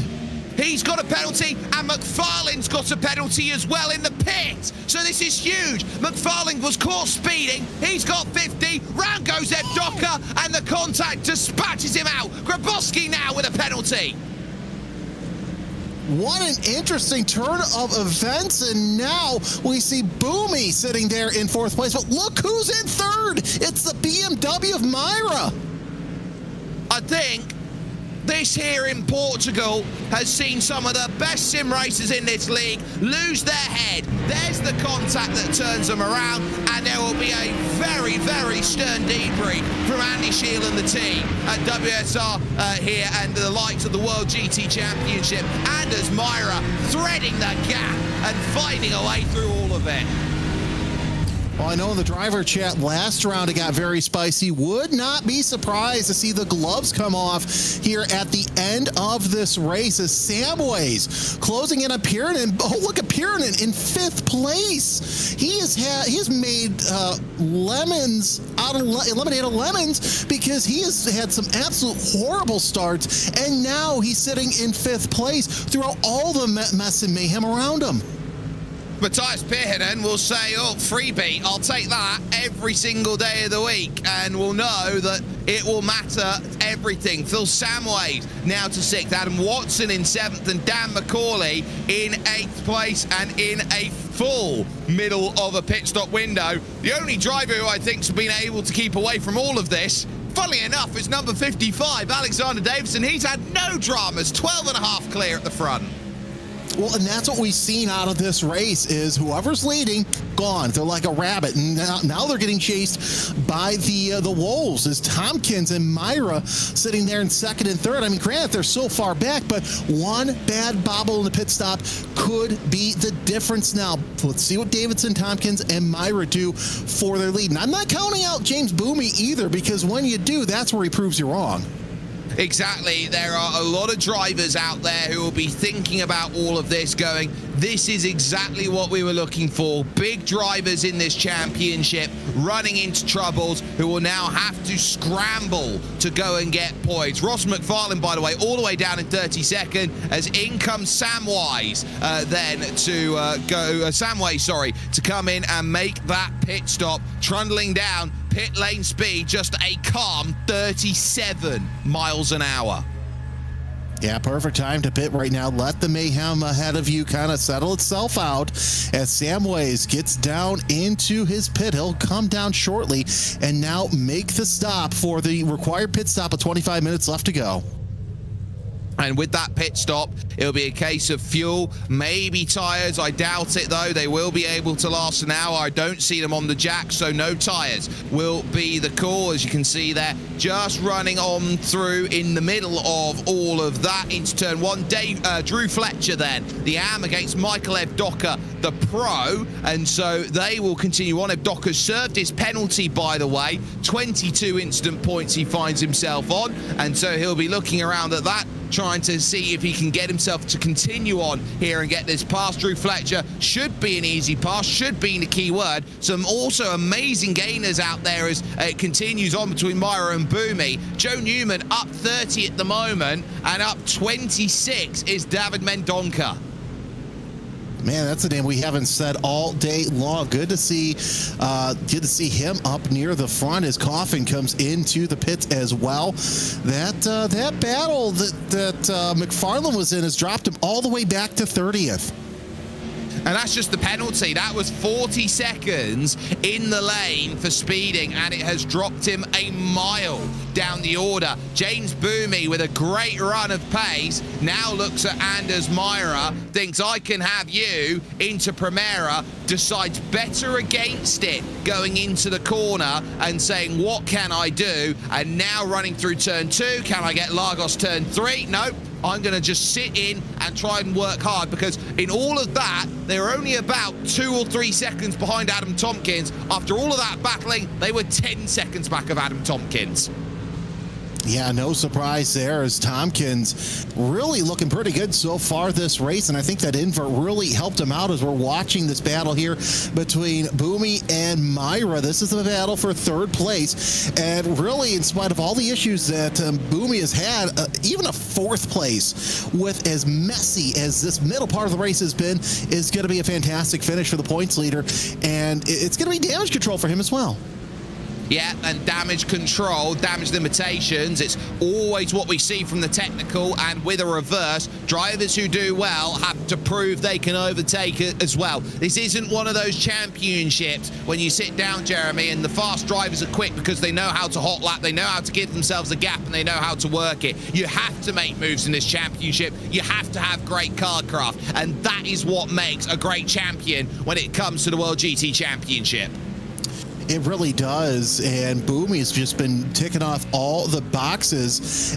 He got lucky there. Let's admit it. He could have gone into the gravel and lost a lot more positions, but that also goes down to driver control. He has it, and I'm not surprised to see Boomey in such a good position. He looks around Meyer, and he's going to do a calculated move here for a pass. He's not going to make anything happen as Pirhinen into the pit. So the drivers, for the most part, will be climbing up. Watson also coming in as well. So Altitude Esports really has to be happy with the job. Yeah. That's both Porsches coming in then at 21 minutes to go. So that would indicate to me that the Porsches don't have as much freedom in the tank compared to, say, what the Mustang does at the moment if they're making the call at the same time. Anders Meyer still having to be a little bit choice through these corners, and I think James Boomy's realizing this. Anders can go up and gain as much speed as he likes and tries to drive away, but the issue you're going to run into is, can you outlast the BMW on the tank? And I think that's what James Boomy's trying to get to here. I want to try and get this tank to just run a little bit drier than some others out there, and I will get the jump in the box. Yeah, 1 to 2 laps. That's all you really need. As Boomy all over the back of Myra. There's a lap cars ahead of them. So really, these drivers really got to be patient, be kind to one another as they work their way around the circuit, because there's a big gap between them, Macaulay, and Mushka as well. But still, this battle for the bottom step of the podium provisionally now catching lap traffic. It is, and it is the duo of Oriel Duran and Adam Hedgecock, 2 AM category drivers right now who are running 35th and 36th out there. This would be a good decision to dive in and get a pit stop out of the way if I were them, looking at trying to get by. And there was a thought from it for Amira, but in comes James Boomy. He wants none of the traffic, and I think that's a really wise decision. Very smart decision by Boomy. Get in there, get your pit stop underway, and just get traffic away from you. Now you hold the cards as Davidson, Tompkins, and Myra yet to pit. Those are the 3 cars you're worried about. You're not worried about Macaulay, Mushka, and Simner. You're worried about the 3 that were ahead of you.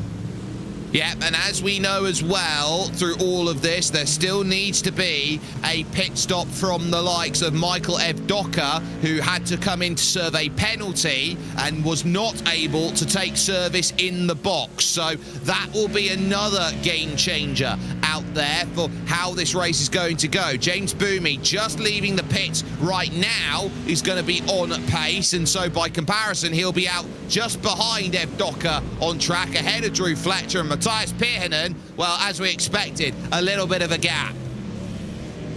Yeah, and yeah, that 13-second pit stop out of your points leader, absolutely flying. Now, Myra, Tompkins, and Davidson, what are you going to do? As you guys only have a couple minutes left until you absolutely have to hit the button and go down pit road. Well, I think they'll try and run the tank dry, and then that will give them everything they want. So I think Myra's not going to be a million miles away. In comes your race leader, Alexander Davidson. So on cue, you're not going to last too much longer. Into the pits he goes. Will Adam Tompkins look to follow or take a lap lead? Adam Tompkins will now jump into the pits in second position. Question now is Anders Myra. He'll come in from third. And now we get to see who's going to be leading on aggregate, as a lot of these drivers still have yet to hit that pit road. But a very interesting top 10 with Mendonca now in there as well. Michael Gray getting very aggro here with Dickie Simnor as the Pro-Ams go at it. From 30th on the grid is Michael Gray, and he's now third. Dan McCauley now has control of the field, and now it's about who's got what. Alexander Davidson out with no troubles at all. Outside line searching, nibbling at the back. There goes Michael Gray. Dickie Simnor stays resolute. Not going to let that go. Not for nothing at all. No, Simnor doing a great job trying to hold off that 273. So it's Mercedes on Mercedes. This is the battle for the Pro-Am lead, as Macaulay, your Am leader, and Davidson right now, your Pro leader, working their way through traffic. And this is getting very spicy between Simnor and Gray. Well, I've just taken a look at where Anders Meyer has come out the pit. He's got 3 seconds on James Boomy. That's huge in terms of the context of this one. But up the hill and searching at Portimao corner, Dickie Simnor, remember, is missing the front bumper out there at this stage, with Michael Gray right now with a completely clean car working which way to go and get that pass. It's a tough old world to try and get this one done, but full tilt versus Atomic, and Atomic is showing that they have got some good pace, and Paul Smith has spun it in the middle of Sagres corner. Ah, darn it, Paul. Well, nonetheless, he's had a better couple of races than he's had the rest of the season, but it's a shame to see that BMW really acting up on him. I know he said he had some tire grip issues, and yeah, once again, I think that those rear tires, just no grip left him in that number 33 as he spins his way in. Simnor in the pits. Well, so with Simnor in, Michael Gray has been released to go and attack. Daniel McCauley, though, still your leader, and battles are aplenty everywhere, and it is still a yet-to-pit Michael Evdoka, who can still put some pressure here on Anders Meyer, still force him to do anything, but can't do any more. Evdoka in now for his traditional stop. Yeah, so we'll see what Evdoka does here in the pit stop as Mendonca sitting there in fourth place, Tompkins, Meyer, and Boomy. Look at how close Boomy is to Myra. This is going to be setting up for an absolute banger of a finish if Boomy can really get those tires up to temperature a little bit quicker, because remember, Myra just came in a lap earlier. And that's 3 seconds, the difference there on cold tires. So that will tell you what you need to know. Oh, that's brilliant as they go through. That's right in the middle. Oh, no. And it all goes wrong. And that is William Guthrie, who had made such great progress in this race as he tried to launch down the inside and hold himself steady up against the likes of those. We'll take another look. Guthrie just takes the tap from behind, and that is not what the doctor ordered, getting straight back out onto circuit again for those. Benjamin Gregory also in a good scrap. Yeah, great scrap here. Unfortunately, we've seen a lot more contact than we've seen the past several races, but nonetheless, a lot of it more aggressive, which is quite interesting for the end part of the first third of the season.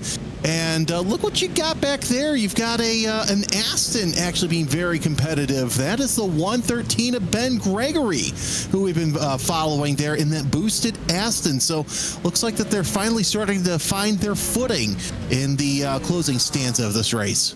Yeah, so starting to find some progress, but in 29th position at the moment, which is not ideal. McCauley, Mendonca, and Michael Gray have all hit the pits, but here's the side-by-side of James Boomy, who's got the tyres in a perfect window, looking in front at Adam Tompkins and trying to get this pass. Will manage it then in through the Primera, and that a comfortable pass, needing that the undercut, the couple laps of tyre temp, and Anders Meyer ultimately just sits down and says, there's not much I can do about that. Now I'm in a position to fight. Yeah, Myra went from Ford to BMW, a little bit more racier, but still nothing that can be done, as now we see the Mustangs of Tompkins and Boomy sitting second and third in position. One has to wonder how much longer Tompkins will hold that second spot, and when it comes time for Boomy to try and make the pass, if he's just going to let his teammate through or going to race him just a little harder. Well, we've got some great battling around with the likes of Ben Altria at the moment, Eric Muxka, and just out of the pits, fresh, Michael Gray. So those three right now close together. There was a hint of 3 wide into Torre VP as they tried to go through, but Altria holds. Dickie Simnor on the back of this, Andy Archer on the back, and remember, Pro-Am category leader Aiden Carter's still here. Once again, a great race by Carter, as they're really showing that even improving in from Am to Pro-Am, that they can really use that Lamborghini. And it's very rare. It's one of the few Lamborghinis that we have in the field. I think the only one, especially up near the front, because it's mostly Mustangs and Mercedes here. It's like the Mustang Challenge with some German engineering mixed in. Well, here's the worry in this group. Andy Archer's got no instant points to play with, Jeremy. Yeah, that's not smart. So really got to give 12 and a half minutes to try and not do anything. Don't even look at the tires wrong, because you might get a 1X, and that's there it is. It's over, and there it is. So he's too early to serve it on the first lap, but he will have to come in for a drive-through penalty. So Andy Archer in the 555 finds that his day is going to be a little bit tougher out there between now and the end of this race. Really dramatic to say the least. Altria almost gets into the back of Eric Muxka, and the Slovakian there had to really open the steering for fear of having that car squirrel and spin around over at Lagos corner.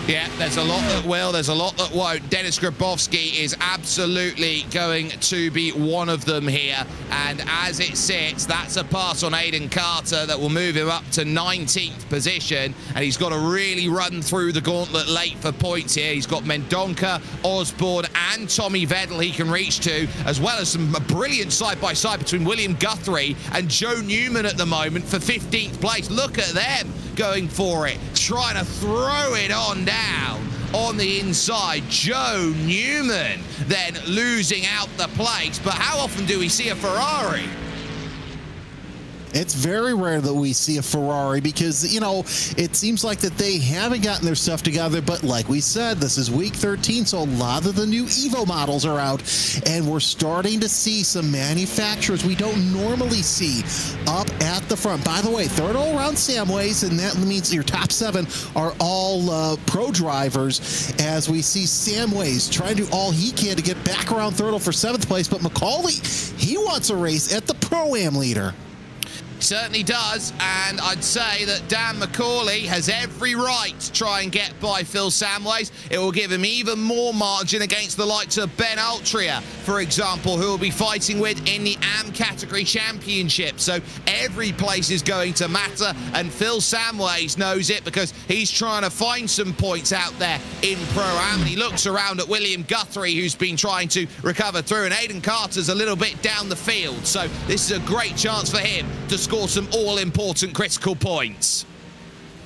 And that's the key right there, points. And you want to make sure that you are the fastest. Of course, also, you get points for fastest lap in each category. So, you know, you may not be up at the front, but you still could get a point. But regardless, I think Samways and Macaulay, they know that they want to get those extra points. So because at the end of the season, it's going to make a huge difference in the championship. But right now, I think all Samways and Macaulay are thinking about is how much higher can I get in the overall standings, as Thurtle opens up a little bit of a gap between he and Samways.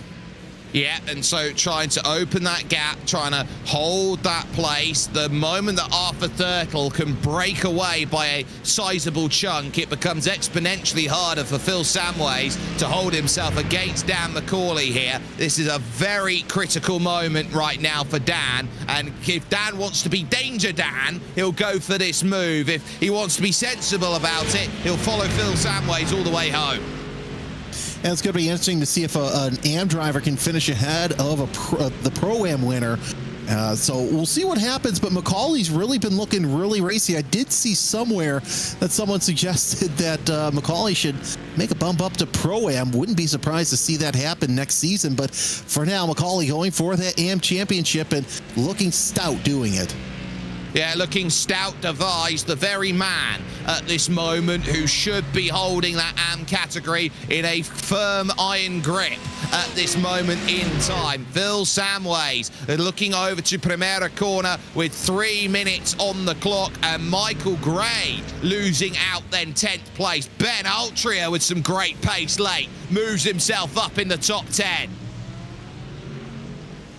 Altria, yeah, we've mentioned him earlier on in race 1, but race 2, kind of been quiet sitting back there, but now he sets his sights on Macaulay for that AM lead as Samways doing all he can to stay in that 8th place, but a great showing out of Samways, Macaulay, and Altria as they work their way around Tour VIP.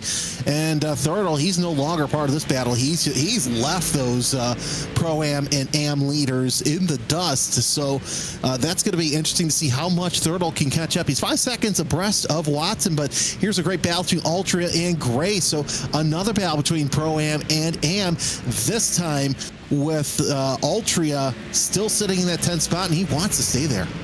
Well, these drivers will only have 2.5 laps to figure it out between them, because there will be 2 laps to go. There are 2 laps to go right now for Alexander Davidson. Such is the margin that he's got of 18 seconds at the front of this field, according to our timing tower. So a massive, massive margin out there at the front of the field, and proving to all who will look that he is having a wonderful day of it out there at the front. But you have to say that through all of the drama that we've seen here today, James Boomey in 2nd position, perfect damage limitation.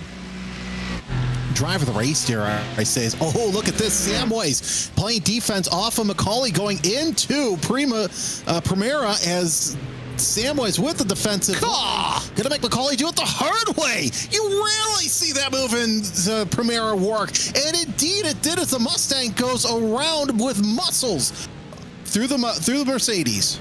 Jesse Payne Wilkins now hits the limit round. Goes Phil Samways. Can he keep it out the barriers? Yes. Will it cost him places? Also yes. It costs him the Pro-Am lead with just 2 laps to go. And that's not something that he wanted. Of course, it is his own teammate that took that lead in Michael Gray. So Michael Gray making his way into the top 10, as it's just very interesting to see how tough Michael Gray has gone up near the front. But McCauley and Altria, now they could be in a battle here with a minute left. But really 3 seconds abreast. I don't know if that's going to happen. Samways even lost second place as Mushka is sitting there second in the Pro-Am class.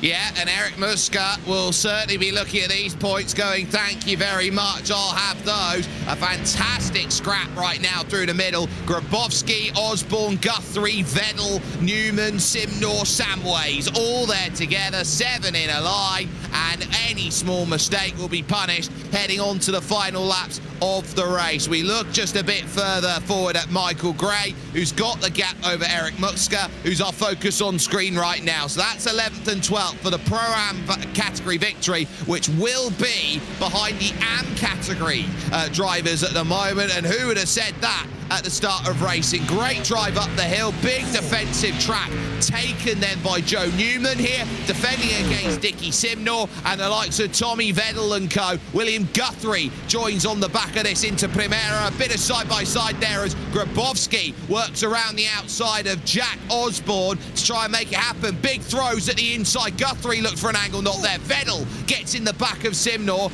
and then still Grabowski in the back of shot. Finally gets his pass done on Osborne, so they get a little bit of calm now before the proverbial storm comes into play. All calm on the front for Alexander Davidson as he works his way through Sagres and now through Galpi on a faultless performance from 8th position to get to the front. Everything he needs to do to recover, and he'll come to the line and take a well-deserved victory in race 8. But critically, it'll be James Boomey to keep in mind, who's driven an absolutely wonderful drive to keep full damage limitation into play. Our eyes now turn to Dan McCauley at full tilt, Jeremy, who's got himself still 2 seconds to work with. Nice 2 seconds over Ben Altria, and McCauley has been nothing but great these past 2 races, and it's really rewarded him as he has been up at the front and really done quite well. A top 10 overall in race 1, race 2.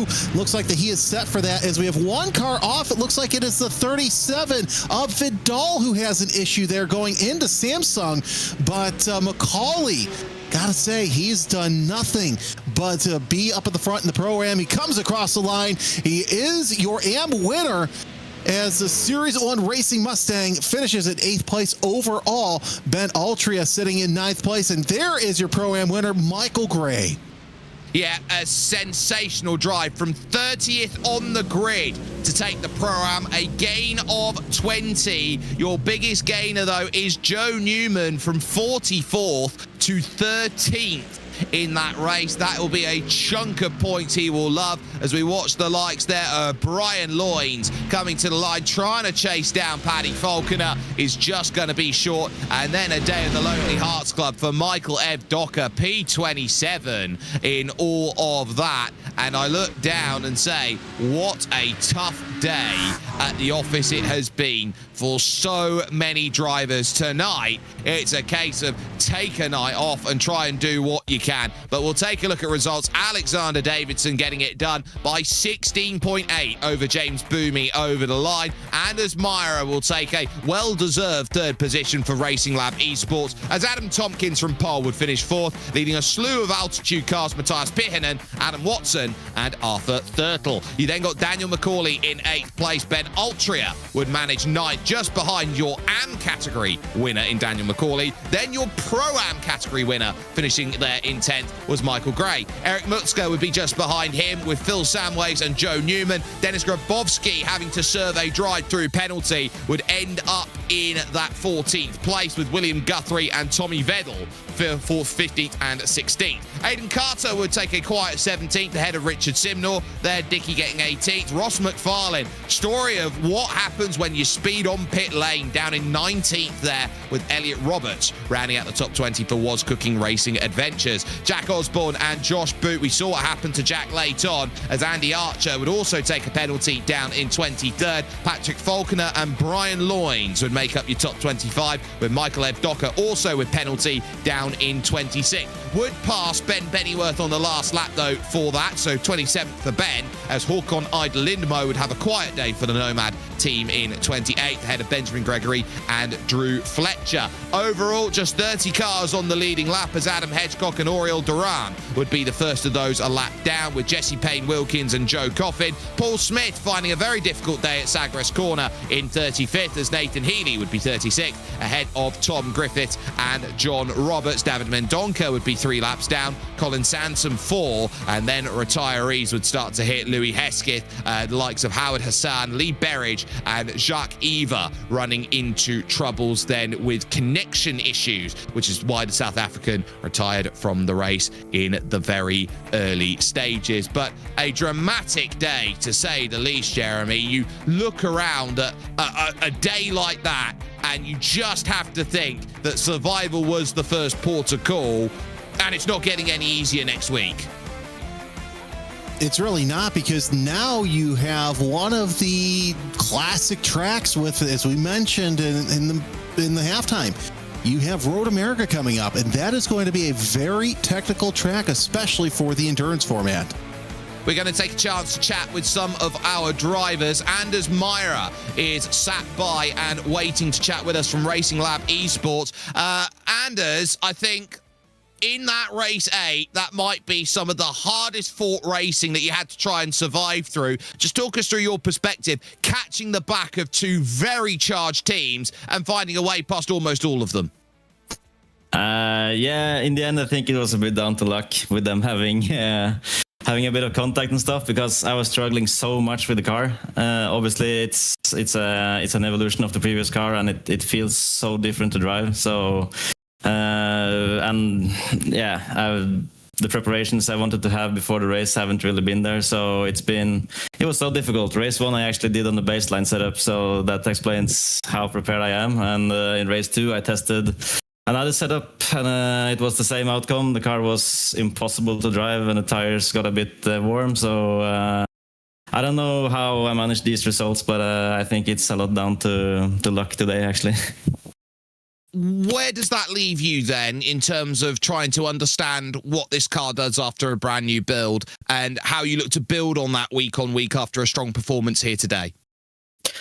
Hard to say. My weakness is that I don't know how to make a setup, so I just gotta put on what the setup shops put out there, and then try to make small adjustments and test a bit to see which one I like the most. But it's for sure not gonna be easy. If the car is gonna behave like this for long, then yeah, I started to regret my choice going from the Mustang to this already in qualifying. So obviously the testing I did previous week was really wrong, because at that point I felt like I had the same pace in this car, but I know I have so much more to go on at this track. So yeah, just had to try different setups and see how we can go from there, and hopefully maybe there's a patch from iRacing with some changes. I don't know. We just had to see.